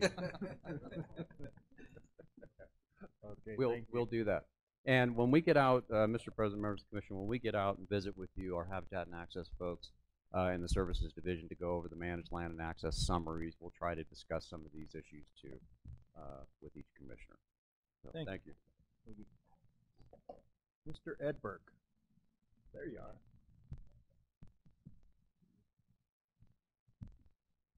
Commissioner President Culver, Commissioner Director Talbot, next agenda item, I'd like to provide the Commission with an update of the elk that was taken to Colorado with the Commission's approval the last 3 winters, and then a request to import elk into Wyoming from Colorado towards the Sabile facility. So this is kind of a 2-topic agenda item. So as you recall, the Commission approved to capture 20 elk in 2016 to take down to the USDA facility in Fort Collins for brucellosis research, which occurred, and then again we decided to allow that again this past February, which occurred. Due to recent developments at that research facility, that work unit has been disbanded by the USDA, and so the employees have all been reassigned. That facility is shutting down, and now they need to dispose of the elk that they have in their care. The elk in 2016 have all been killed. They were euthanized under the research that was done there that we knew that was going to happen. The elk in 2017, we sent down 20 at the trap. They will do a card test, shows they're seropositive for brucellosis. They got them down there, did the more complete testing. Of the 20 elk that were taken down there, 10 have been euthanized. There's 10 still alive that at this time are negative for brucellosis in any way, shape, or form. So with that facility shutting down, they also, at that facility, they had a captive breeding of elk for research, and so they have 10 of those elk that we originally sent them, plus another 20 to 25 elk that they need to dispose of. And so we're looking at this as a great opportunity. Sabile at this time, for a better word, is getting short on elk. And so we're asking the Commission's approval that with our disease testing requirements, which we, after our disease testing, we put into CWD. And a little side note, this research facility in Colorado is not CWD positive, so this allows a great opportunity for us. Dr. Wood is working with the University of Saskatchewan to test 2 or 3 new CWD vaccines, and so we could actually vaccinate those elk in Colorado before they're imported into Sabile, where obviously we know that's heavily CWD infected. So it gives a whole other look at CWD vaccines, which one of these potentially could be an oral vaccine, which see how that shakes out in the next 2 or 5 years. So what we see the benefits of this is that obviously less risk of having to go back to the ground in western Wyoming and transport 30 to 35 elk across I-80 in the wintertime. Again, we're not pushing anything out of the wild, so we're much fortunate. These elk have already been acclimated to captive handling, captive facilities, and so they'll be much easier. You know the history of these elk, and of course, with anything, anytime we were to bring these elk, if we get approval, we'll have very tight security as we do come across the I-80 corridor. That something knock on wood were to happen, that those elk could escape due to some unforeseen circumstances. We euthanize those elk then and there on that spot. So, well, it's unfortunate. It's happened in Colorado. There's some circumstances that occurred down there that probably led to this in Colorado. I think it provides a great opportunity for Sabile to repopulate the captive elk herd and then move on with some additional CWD research. We all know is very important to the commission, to the state, to the country. So with that, if anybody has any questions, then I'll be asking the commission's approval to import 30 to 35 head of elk from the Colorado Research Facility to Sabile, knowing that none of these elk will be seropositive. We will test those prior to importation, and they'll also be tested for CWD, they'll also be tested for tuberculosis and several other diseases. And any of those that test positive will be killed and will not be brought into Wyoming. This will also include 2 bulls, 2 or 3 bulls have on hand. So there would likely be some captive breeding so she can maintain a lot of this is really dynamic happening, and she's working on paperwork permitting Saskatchewan. It's kind of an evolving process, but a lot of it hinges on the commission's approval and allowing the department to import 30 to 35 head of captive elk from Colorado. Questions for Scott? Mr. Yes. President, David. real quickly, Scott, this is a golden opportunity for us to continue the research at a nominal expense. Correct. So Our expense just would be 2 or 3 trips from Sabile to Fort Collins. That's 2 hours each way. We'll make couple 2 or 3 trips. We're not going to move those elk all at once, just because we want to make sure we have the most tight security. Again, if something were to happen, we can address that in a very quick and timely fashion. And I might add, I had the opportunity to discuss this at length with Dr. Wood, and she's very much looking forward to the opportunity on this vaccine. Now, I did not realize there was more than one vaccine, so that's neat. She's looking at possibly 2 to 3, 1 oral and possibly 2 to 3 injection type vaccine. So again, she's working out those details, working out the study statistics and stuff. But with the September 1st or September 30th time frame for that facility in Colorado shutting down, and those elk have to be either gone or be euthanized on that date. Really scrambling to get everything going. Again, I think it's a great opportunity to have the good elk out of the wild. Other questions? Or I'm confused. So you sent brucellosis positive elk down there, and you're bringing some back, but there's 10 that aren't positive. So in 2017, this past February, we captured 20 elk at the chute. When we caught those elk, they do what a card test. They do a card test right there in the field, and it shows that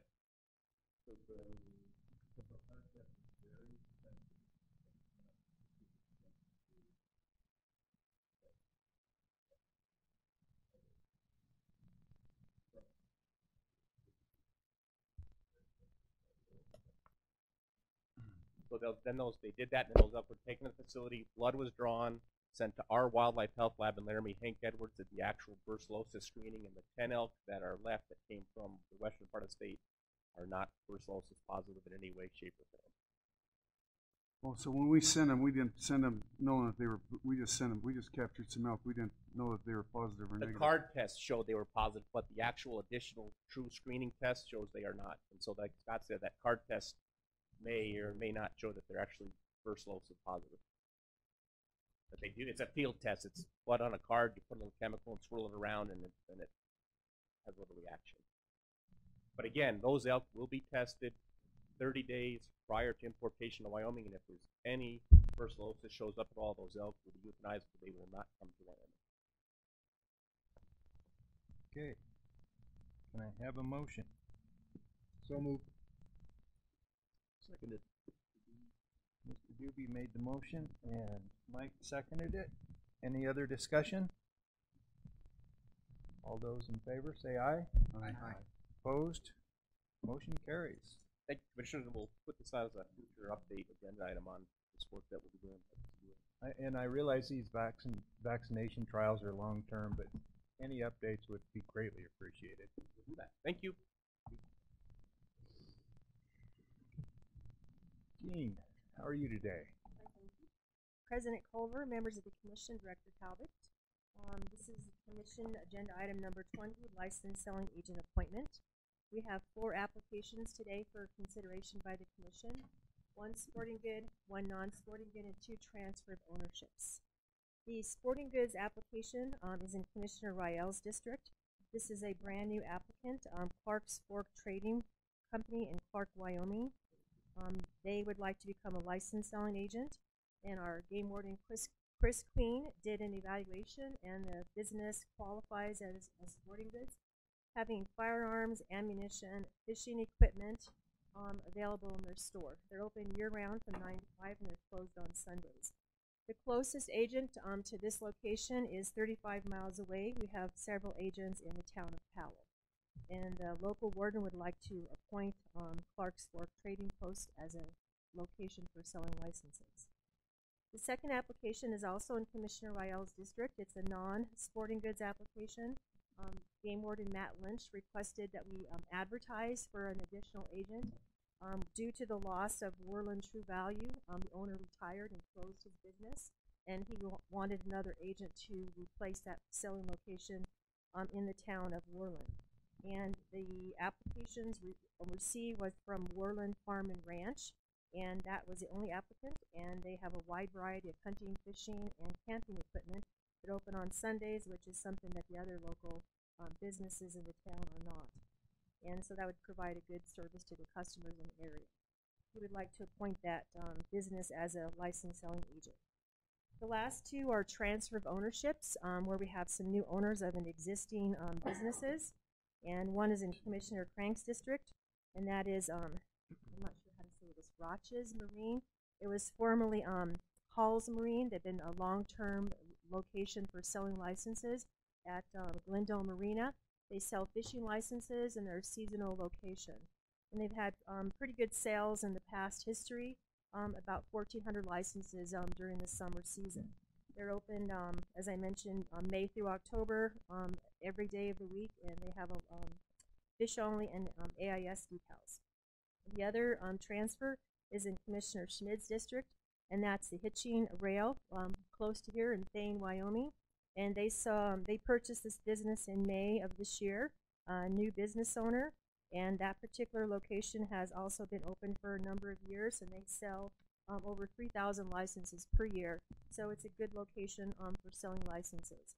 So the department would like to recommend that the commission approve the new application from Clark's Fork Trading Post in Clark, Wyoming, and the new non-sporting goods Worland Farm and Ranch in Worland, and the 2 transfers that have already been approved by the local commissioner in their district for the transfer of ownership. Gene, would you prefer this in 2 different motions, or is 1 motion sufficient? President Culver, 1 motion is appropriate. Okay. Are there questions for Gene? I would so move, Mr. President. I second. And I'm not going to summarize the motion. I think we all know what it is. So, other discussion? All those in favor say aye. Aye. Opposed? Motion carried. Thank you. Easy group today.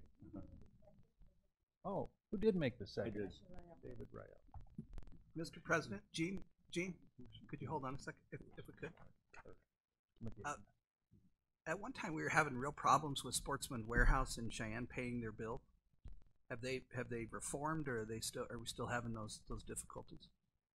Mr. President, Commissioner Crank, I always try to check with our license section before I come to a commission meeting. At the current time, there's no issues with agents that I need to bring to your attention. Okay, and then we had the guy in Buffalo, I believe, that never checked his mail, and I got slapped down. I wanted to take his license away, but everyone else outvoted me. Not that I'm angry about it still, but is he doing better? What, to give up for 3 weeks? He is. Yeah, I think you instilled in him that he better get his ducks in a row. We have some issues, and he hasn't had any problems. So what you're saying is the rest of the commission was correct. And thank you for that clarification, Gene. Okay, we're on agenda item 21. Mr. Zaft.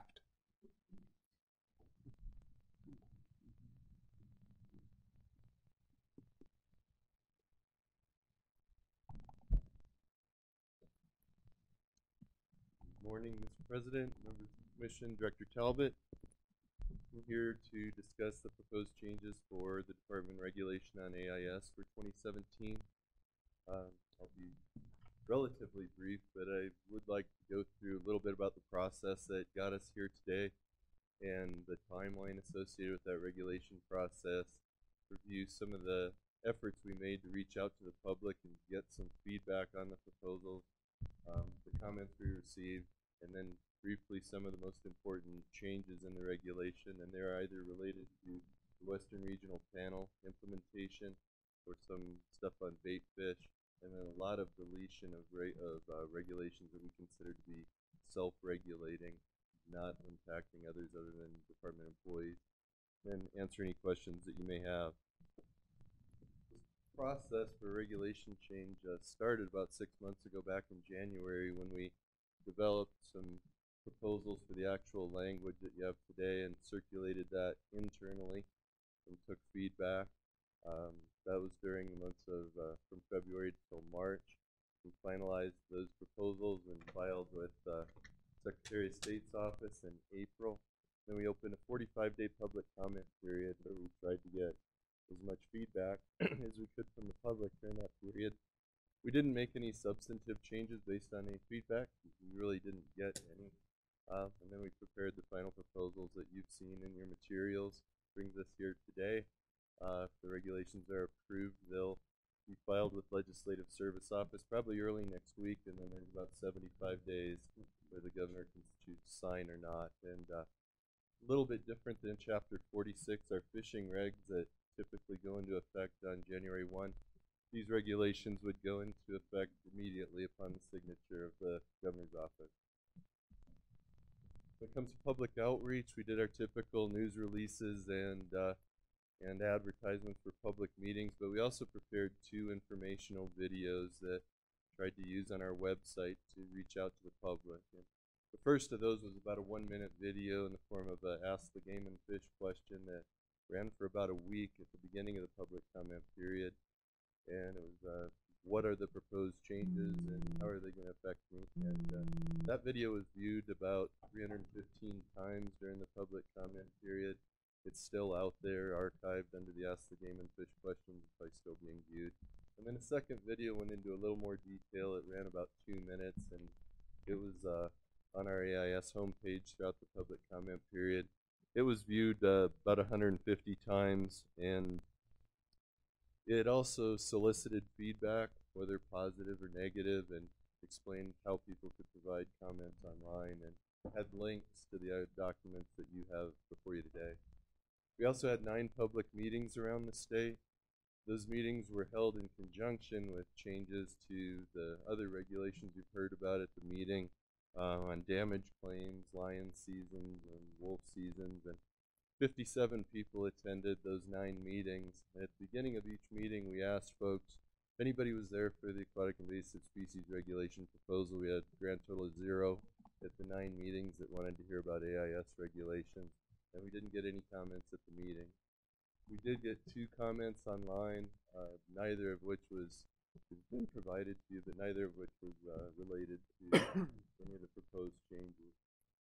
I want to spend just a second talking about the model regulation for watercraft inspection and decon programs, because that's really the impetus for the changes that are before you today. Our department's AIS coordinator, Beth Baer, is a member of a group called the Western Regional Panel on Aquatic Invasive Species. And that panel's been around for about 20 years, since '97, and it was formed to prevent the spread, or at least stave off the spread of aquatic invasive species into the western states, this side of the Mississippi River. It includes members from all of the states, from the Dakotas to California, from Alaska down to Texas, as well as Canadian provinces, tribes, and federal government agencies. That part of the model regulation was an effort that was funded by Sea Grant and AQUA to develop a consistent regulatory framework for all of these states to try to adopt. So as boaters moved around the West, they had some expectation that regs would be similar in different states. It would facilitate enforcement and really provide some consistency in the western states. At the WAFWA meeting last year in Cody, the WAFWA AIS subcommittee adopted a resolution encouraging all the western states to adopt this model regulation on aquatic invasive species. The department's regulation already included almost all of the components of that language, of that model regulation on AIS, but there were a few key components of it that we had yet to implement. Those are the ones that I'll review. But the first were really just some standard terminology on what is an infested water versus a positive water and a suspect water. An infested water being one where we have zebra and quagga mussels breeding and reproducing. A positive water when they've been detected multiple sampling events. That's never occurred yet in Wyoming. And a suspect water, it's when they've been detected as a single sampling event. That has occurred in Wyoming on Flaming Gorge Reservoir, but we didn't detect them in subsequent sampling. And then that standard language for a seal receipt, which really facilitated the use of electronic seal receipts. Most importantly, in that model regulation is a new Section 3 on draining and cleaning watercraft that would require that when boats come out of the water, boaters remove all vegetation, drain all water, and remove and open all plugs and barriers that prevent water from leaving the watercraft. And most importantly, that all watercraft plugs stay out of watercraft when they're being transported by land and they remain open. There's also a regulation that would require all conveyances, that's water hauling trucks, firefighting equipment, things like that, to drain all water upon leaving any suspect positive or infested water, meaning they wouldn't be able to take water for any of those activities from a positive water in the state. Because of that language that requires all water to be drained from watercraft, we also include a few changes that explain how you can haul bait fish around the state legally, and say that the bait fish containers can't be part of the watercraft, you can't haul bait fish in live wells, and that you can't collect bait fish from any suspect water, positive water, or infested water. The last changes are really, like we mentioned, a lot of self-regulatory language that was primarily in our section on how do you conduct the decontamination. Things like you have to do it with water that's at least 120 degrees Fahrenheit. We didn't think that was necessary to be in regulation. It wouldn't allow us to adapt to whatever the best available science was, or best protocols were. We suggest a lot of deletions of regulations that only impact our inspections. That's all I have. With that, I'd be happy to answer any questions you have about any of the other proposed changes. Questions for Dave? So I have one question, and only because I've had this brought up to me. Tanker trucks and firefighting rigs. Yeah, for instance, in my area up in the Black Hills, you know, those go back and forth into South Dakota and back to Wyoming, and of course, South Dakota has some infected waters. The firefighters have shown some concern with the regulations on how they have to decontaminate those tankers. Has there been any changes on that? President Culver, we've actually been working on the protocols for inspection, because our current regs require all those conveyances to stop, so we really don't have a good means of even inspecting them. Some of them can't even be completely drained and decontaminated. So that was really the impetus for the change. It says the safest thing we could do is if the western states follow this model regulation so that that tanker never could have filled up, say, an Angostura reservoir, which we know is positive. But the inspection protocols are being developed. That's working with those groups on what should they look like, but it's a tough question, especially if you're fighting a fire. They're not oftentimes be real concerned about where the water's coming from. Yeah. That's a good question. What do you got? Water trucks that were working up in North Dakota and got slow in North Dakota, and then they come back down here. I had somebody. You're right. I had somebody mention that to me too. Yeah. It's a tough issue. I do congratulate our fish division on another year of AIS free. So far, knock on wood. You know, the list of states that are free so far is growing smaller and smaller. And I know last year Montana picked them up, and South Dakota 2 years ago. Anyway, keep up the good fight. Congratulations. Other discussion? Questions?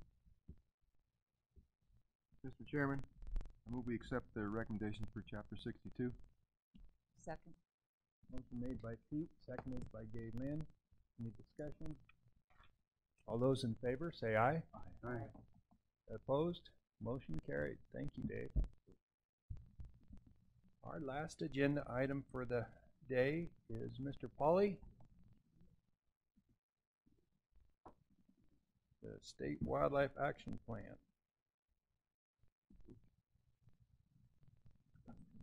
Can you go over the mountain plover when you get down that list? Go through the mountain plover that Mr. Crank's really concerned about that. No, we got to talk about unicorns today. President Culver and members of the commissions, I am going to present today revisions to Wyoming State Wildlife Action Plan for your approval. Congress requires state wildlife action plans in order for the department to receive state wildlife grant funds. Annually, we are appropriating about $550,000 through this program. We use this funding within the department for our non-game program. Specifically, we apply it to research and population monitoring. This both helps the department to be in a better position to help guide conservation and development planning, but most importantly, it enhances our ability to respond to listing petitions under the Endangered Species Act. Wyoming's first state wildlife action plan was created in 2005. In 2010, we revised the plan again, at which time there were significant changes in both format and content to the plan. The 2017 revision is largely just an update with a few significant changes I will share with you shortly. After your approval of the plan, it will be submitted to the U.S. Fish and Wildlife Service for their approval. And upon their approval, we will not have to revise the plan again until 2027. The Wyoming Game and Fish Department is responsible for managing over 800 species of wildlife. In addition to mammals, birds, and fish, the department is also responsible for reptiles, amphibians, mollusks, and crustaceans. We do not address insects within the plan. That is not within our jurisdiction. The first major change to the plan was a revision of the species of greatest conservation need list. The Commission approved these revisions in January of 2016. The new species of greatest conservation need list identifies 229 species. Species are designated for this list by evaluating trends in both their populations and threats that they are facing. They can also receive this designation if we simply do not have enough information to evaluate the status of the species. The new list includes 80 birds, 51 mammals, 26 fish, 9 amphibians, 24 reptiles, 8 crustaceans, and 29 mollusks. This is an increase from the 2010 State Wildlife Action Plan where 180 species were identified. Most of this increase is for birds and mollusks, and it's simply the result of more research in the department and the ability to better manage some of these species at the individual level. For mollusks and crustaceans, there are groups of species. This includes 5 for mollusks and 1 for crustaceans. This is simply because the department does not have enough information or resources at times to manage these species at the individual level. The second significant change for the current plan is the revisions of species accounts. Each species of greatest conservation need has a summary document. This document includes information about the life history of the species, survey work, and conservation needs. For the new species of greatest conservation need that were not identified in the last plans, new species accounts were created. All the species accounts are stored on a database which is continually updated. For the 2017 State Wildlife Action Plan, bird and mammal species accounts were jointly created with the Wyoming Natural Diversity Database. The reason why we did this is because both organizations were producing very similar documents. We thought that having one document would both reduce confusion and make it easier for people if there was a single source to go to in Wyoming, and it would also facilitate the sharing of information. For these species accounts, new sections were added from the previous format. This includes expanding sections on regulatory and conservation status, taxonomic and physical descriptions, phenology, vulnerability, and information needs. The next change to the 2017 State Wildlife Action Plan was the revision of our priority area identification process.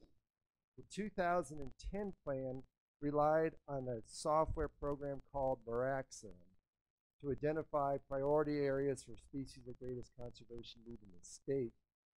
The Meraxan results were based on individual conservation goals for each species of greatest conservation need.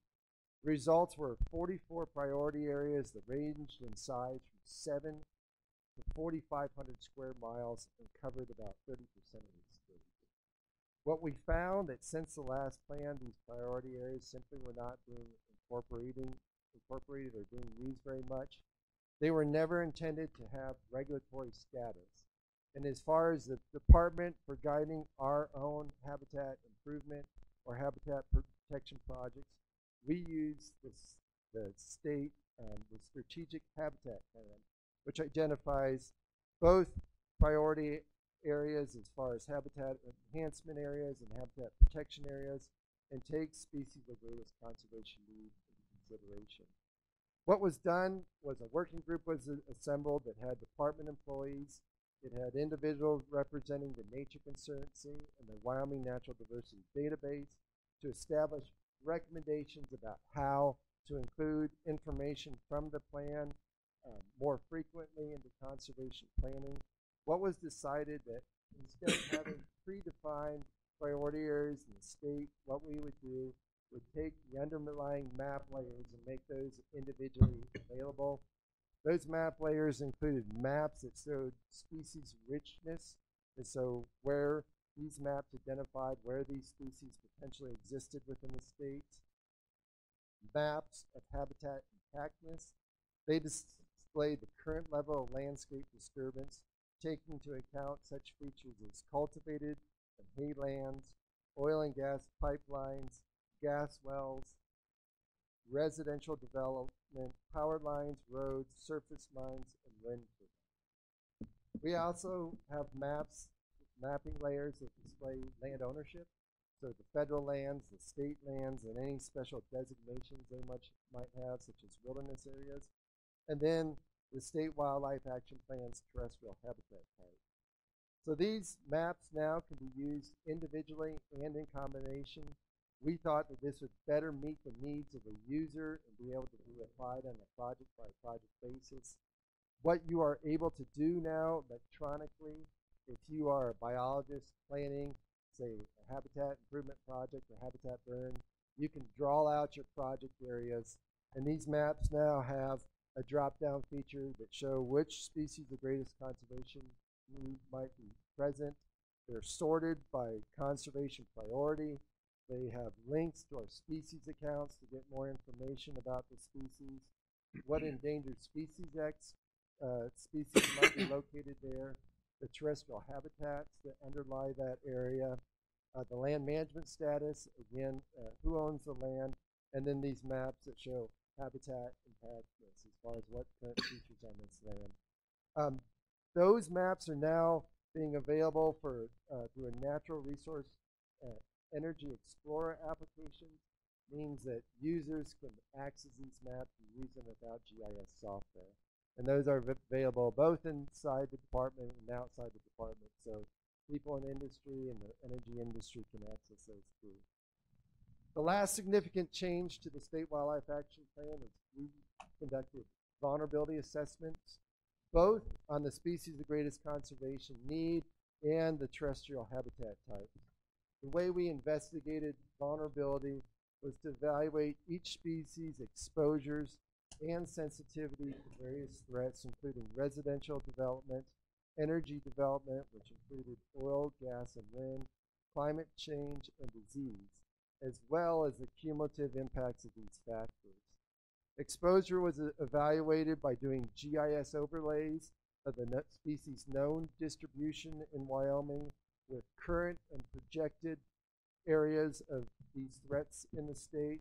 And then sensitivity was evaluated by looking at each individual species' habitat characteristics and behavioral characteristics, as well as past impact studies, just to see how sensitive they were to disturbance. This information was included both in the identification of species of greatest conservation need, as well as throughout the State Wildlife Action Plan. That project was a cooperative project from the department, the Wyoming chapter of the Nature Conservancy, and the Wyoming Natural Diversity Database. One unique feature about the State Wildlife Action Plan is it's electronically based. I did bring a copy today. Here's a document. This actually excludes the species account. This is about 900 pages, but the total plan is about 1,692 pages. So we do not print it out very often for cost reasons. The plan is available on our website. It's broken down by sections and allows people to search it and easily access the sections that are most pertinent to them. So I am through with my presentation. I'd be happy to take any questions now, and it is the department's recommendation that the commissions approve the revisions to the State Wildlife Action Plan. Thank you, Glenn. Mark? Can you explain, we went through this once before, like these numbers on this, I know they mean something. Like a loon is a number 1 and a bush tit's a number 3 or whatever. What can you explain that? All these things. Because there are 229 species, we want to be able to assign a rank of conservation priority, both for the department, but the State Wildlife Action Plan is also a document that agencies throughout the state consult both at the state and federal level. So in order to provide more guidance on that, we came up with a tiering process. And what that tiering process does is that we takes into account the variables that are most relevant, not only the biological variables, but management variables. So we look at what we consider the biological threat of that species. We also take into account its range in Wyoming. Is it something that's very peripheral that just barely enters the state, that Wyoming is going to take a large role in its future conservation, or are we just on the edge of the range? We look at the potential for that species to be listed under the Endangered Species Act. Also the economic impact that might have on the state. Is it something that's very isolated or widespread? We take into account the conservation return that we feel that if we invest dollars, is it something that we feel that if we invest money now, we can make big changes and we have return on. So we actually have a formula that we put that through. It just comes off into 3 broad categories. Tier 1 species, which are the highest priority, Tier 2, which are second, and Tier 3. And then not only do we use that, but I know the NRCS and the other agencies, when they're looking at how to incorporate this plan and the funding projects and everything, it's just a general guide for what we believe are some of the most important species. Okay, so the question was, okay, you got your tier numbers. What's that number, that NSS, what's that number? That's its native species status. And that is truly a biological assessment of the species based on population and trends and threat trends in Wyoming. So that's more of a biological assessment, while the tier takes into account these other management considerations. So what's the difference between a 1 and a U and a 2? A U is a species that we simply do not have enough information on to make an assessment. We just don't know about what their population might be. For species of greatest conservation need, it goes up to 7. or for the native species status, the NSS 1 through 4 qualifies for a species of greatest conservation. Other questions? Mr. Chairman, I guess I'd just follow that up. What's the cell term then? You have cell, NSS, and you have cell. There's actually a matrix that the biologists use to identify those species that has population trends on one side of the matrix, from moderate to severe, in the same way with threats. So the cell is a number that that species lands in when they go through that process.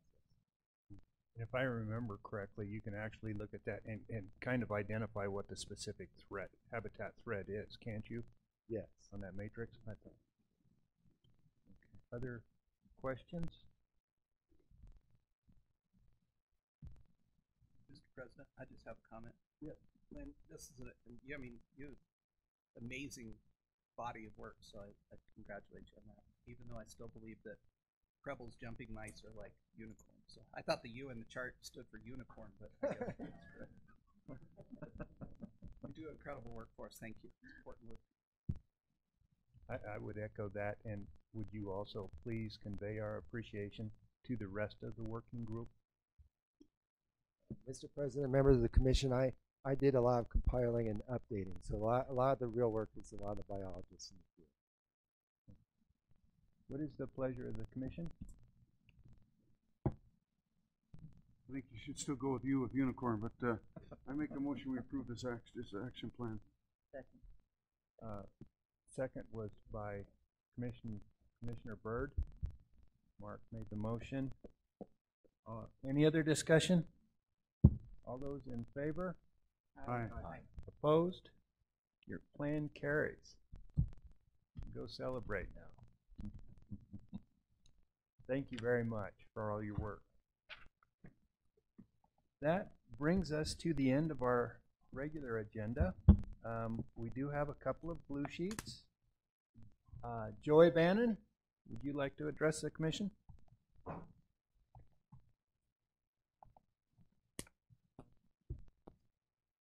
Morning.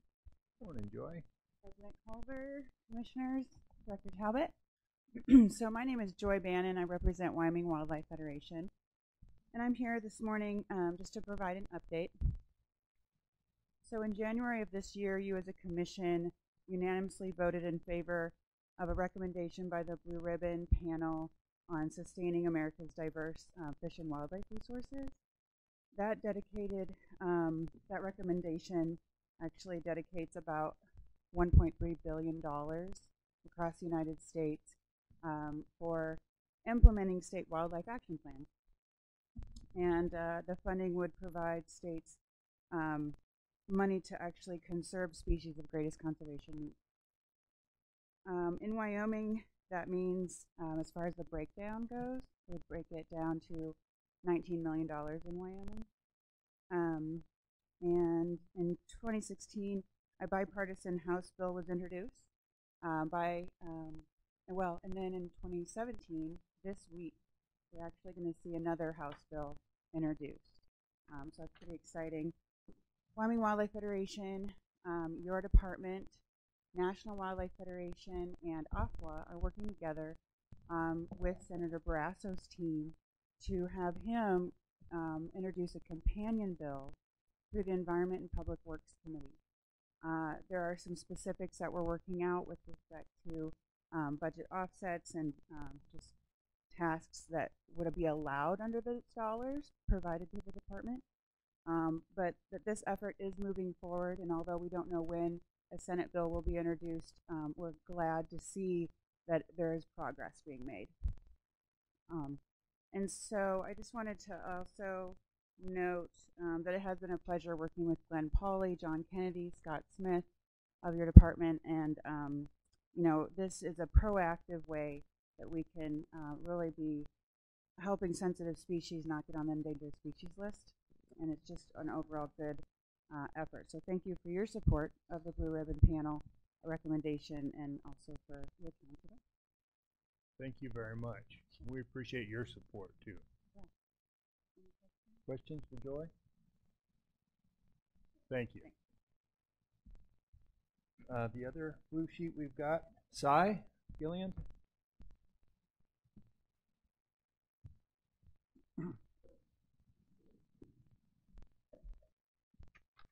President Culver, members of the commission, Director Talbot, thank you for giving me a few minutes on behalf of the Wyoming Outfitter Guides Association to visit with you about, in particular, a white paper written about allocating non-resident elk licenses.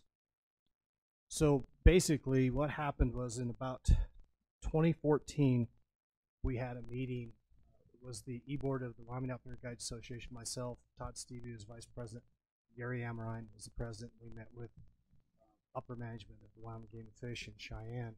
And it was during one of the legislative sessions when things were particularly heated and weren't going well, and the 9010 bill was introduced and some other stuff. And so we had a brainstorming session about some different issues, and one of the things that we talked to the department about at that time was how we allocate non-resident elk licenses, especially in reference to all the other species and the differences that occur in the allocation, primarily the cap of 7,250 elk licenses to non-residents, which has been in place for, I think, close to 30 years.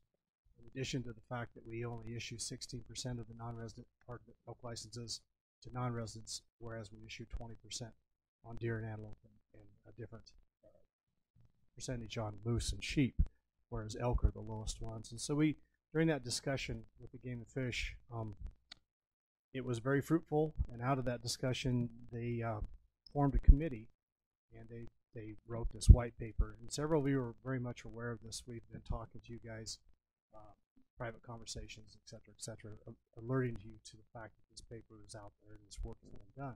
So we started this ball rolling in 2014, and we're now in 2017, and it's been the paper's been written. It's been 121 pages by the Game and Fish. The employees have done a great job of looking at everything, and they took this thing apart. And so we thought, well, now's the time. We have a new commission. Finances are what they are, and it's time to ask you as a commission to bring this idea to the public and talk about it, and let's see where it goes. There's so many differences. I've been in the outfit business for an awful long time. When that cap of 7,250 was instituted, we had half the elk that we have in Wyoming now, and our elk populations are just magnificent. They're huge, but yet we're still living under a number that it doesn't make sense with our populations that we have. In addition to that, we have so many more limited quota areas and so many more elk areas that are general license. Those of you who are familiar with eastern Wyoming, the whole eastern half of Wyoming is a general elk license now, and that didn't exist when all this was developed 30 years ago. So the elk populations have spread all over the place. The wolf has changed a lot of things. We've got twice as many elk. We've got a ton of elk in the limited quota areas.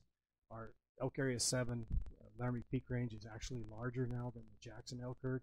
So many things are different now, but yet we continue to live under a management scheme that was developed 30 years ago. And I think the problem, probably the most glaring issue to us as far as outfitters go with this whole thing, is that every year in April, we set all of our species. We go through all the season setting thing. Every deer quota is put under magnifying glass. Every antelope, sheep, everything. And we never look at the non-resident elk quota. It's the only species that this department manages, that we hunt, that is not looked at ever. It just sits over here by itself. And I think that's wrong. I think it could go up, it could go down, but it needs to be looked at, especially since we have so many different areas that are general license now. You're over here in my country. I have 2 camps in this part of the world. I hunt general license elk over here, and there's some things really wrong here. There's too much non-resident hunting over here. This area can't sustain what is happening over here. It's just a freaky zoo over here with how many non-residents end up over here and do it yourself general license elk hunting. One of the things that needs to be looked at this is, and it's in this white paper, and the Game and Fish looked at it a long time ago, it needs to be looked at again, is breaking the state up in regions for these general licenses. It just needs to be done. The Snowies, Snowies is not the same as the Grays River. The Grays River is not the same as the Wind River. The Wind River is not the same as the Teton Wilderness. We need to look at that. We need to look at where we send these hunters on these general licenses and why, and what those quotas would be. Just like we do with the deer. We do it with the deer. It needs to be done with the elk.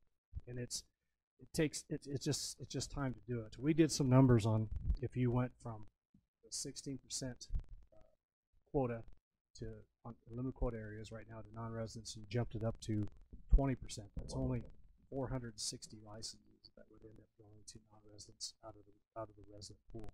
So it's not a significant amount of money, but 460 elk licenses being sold to non-residents is a lot of money. Basically, the non-residents are hunting 11,000 plus elk anyway. With it, by the time you add in leftover tags and cow tags and all that sort of stuff, so there's a lot of demand out there for non-residents to partake in this great resource that we have. But it's our feeling that there's just so much that needs to be reviewed on this, and we're remiss by not actually doing it. I'll just try to hit the highlights on this because I know it's at the end of your meeting. And you guys are all wanting to hit the road, and that was not by accident that we chose this moment in time to visit with you. But we really would like you to think about this and ask the department to move forward with public meetings and go forward with this because it's time. It needs to be dealt with. Mr. President. Thank you, Si. Yes, David. No, Seth, I have a very, very, very hard time to even think about taking away resident licenses. I can't do it with a clear conscience. I can't. There might be another solution, but taking away from the residents is not the solution, period. So I just want to voice my opinion that I won't support something like that if you're taking away from the residents. So, anybody else? Mark?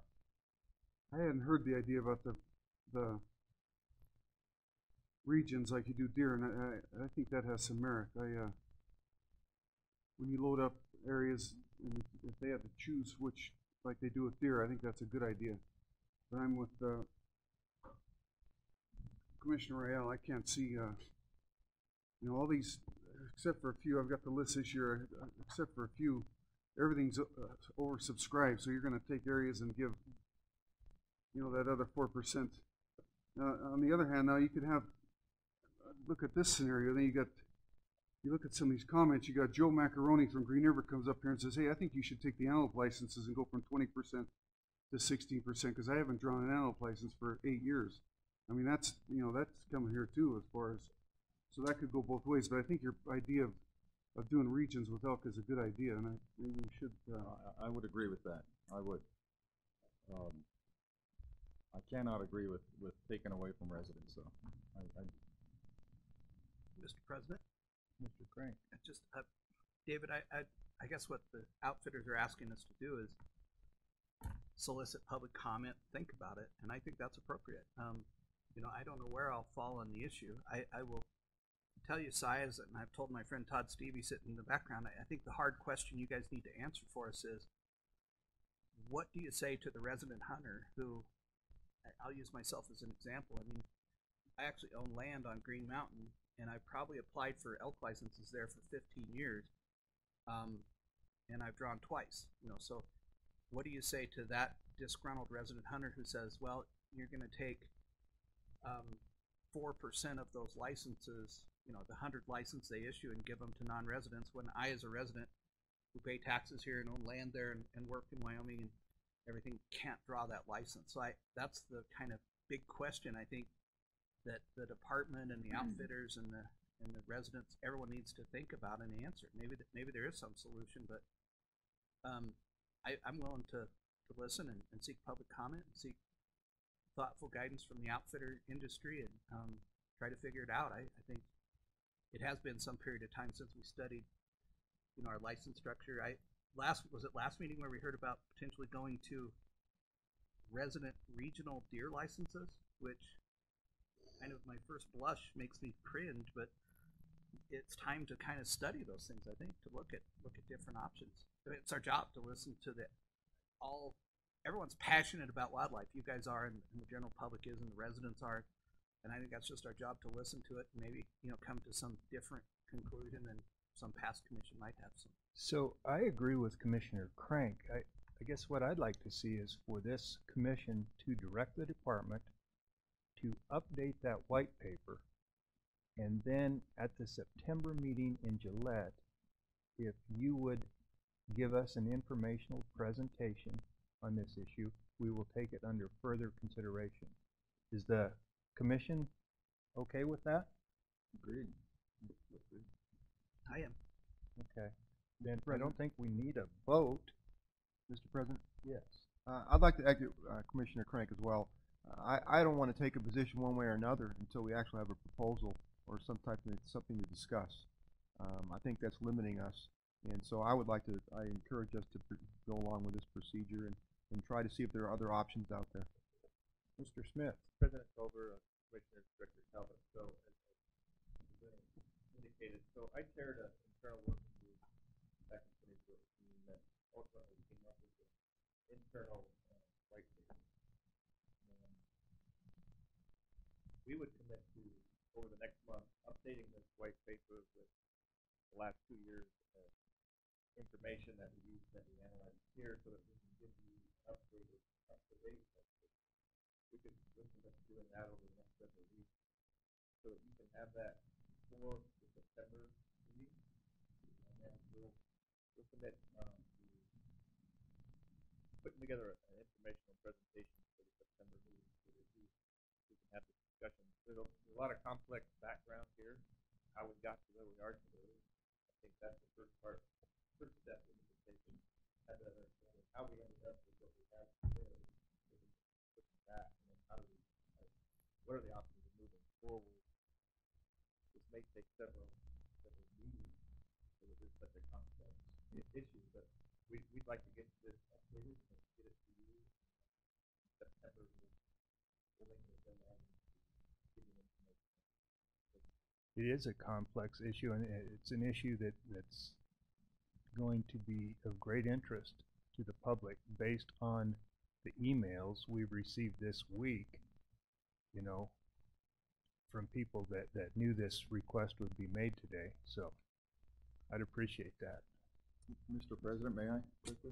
Yeah, go ahead, David. Fine, I don't want to paint a dreary picture. I do support the Outfitters of Wyoming. I think they're a tooth in the major sprocket that makes this whole great state function, and they make the wheel go round.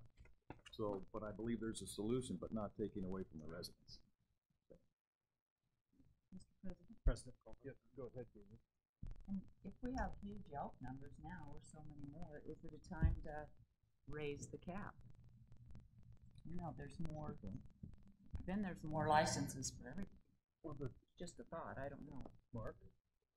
If you look at the left, and we can discuss this more, but you look at the leftover licenses, and a lot of them are cows, I think, and that's how they manage the population, is by increasing quota on cows. So I think most I don't know if I can speak for them, want to shoot a bull elk, and that's most of your limited quota licenses. But no, I'm game for doing the internal white paper, and we'll start talking about this. So let's have a discussion real quick about exactly what we want the department to do, what information we want the department to provide for us. So we're going to address the cap, the percentage, and the potential for regional non-resident elk areas. Is everybody clear on that? Yeah, Mr. President, I think, the regional elk areas with specific quotas or things like that, as opposed to a flat 7250 that includes the limited quota and general. As Si mentioned, areas like Area 129 around Buffalo and Gillette in that area, the elk herds in that area are increasing tremendously. Many ranchers now have elk on their property outside of fortification and other areas, and there's a very limited access to get to those elk. And sometimes the only people who can get to those elk are a guided situation. So it might behoove to look at different regions and different quotas for each region, just as we do for deer. There's a solution. Other discussion? I So- would just like to say, Mr. President, that I would, as it sits right now, would have a hard time pulling resident licenses away from the residents. But I am completely open to discussing the issue more and see if there's some common ground we can find to appease both sides of this issue. Sai, I thank you for coming today for your presentation, and I think the commission has a consensus as to what we're asking of the department. Thank you. Is- Appreciate thank it. Thanks, Si. So, with that, is there any other that would like to address the commission? If not, then our next meeting will be in Casper on the 23rd of August, if I'm correct. And do we have a location? Is that at the Oil and Gas Commission? Okay. And will that be a drive-in, drive-out meeting, or just a one-day meeting? Is that what that is? Okay. Okay. Does anybody else anything to bring before the commission? Any commissioners? Well, with that, I guess then we are adjourned. I thank you for your time.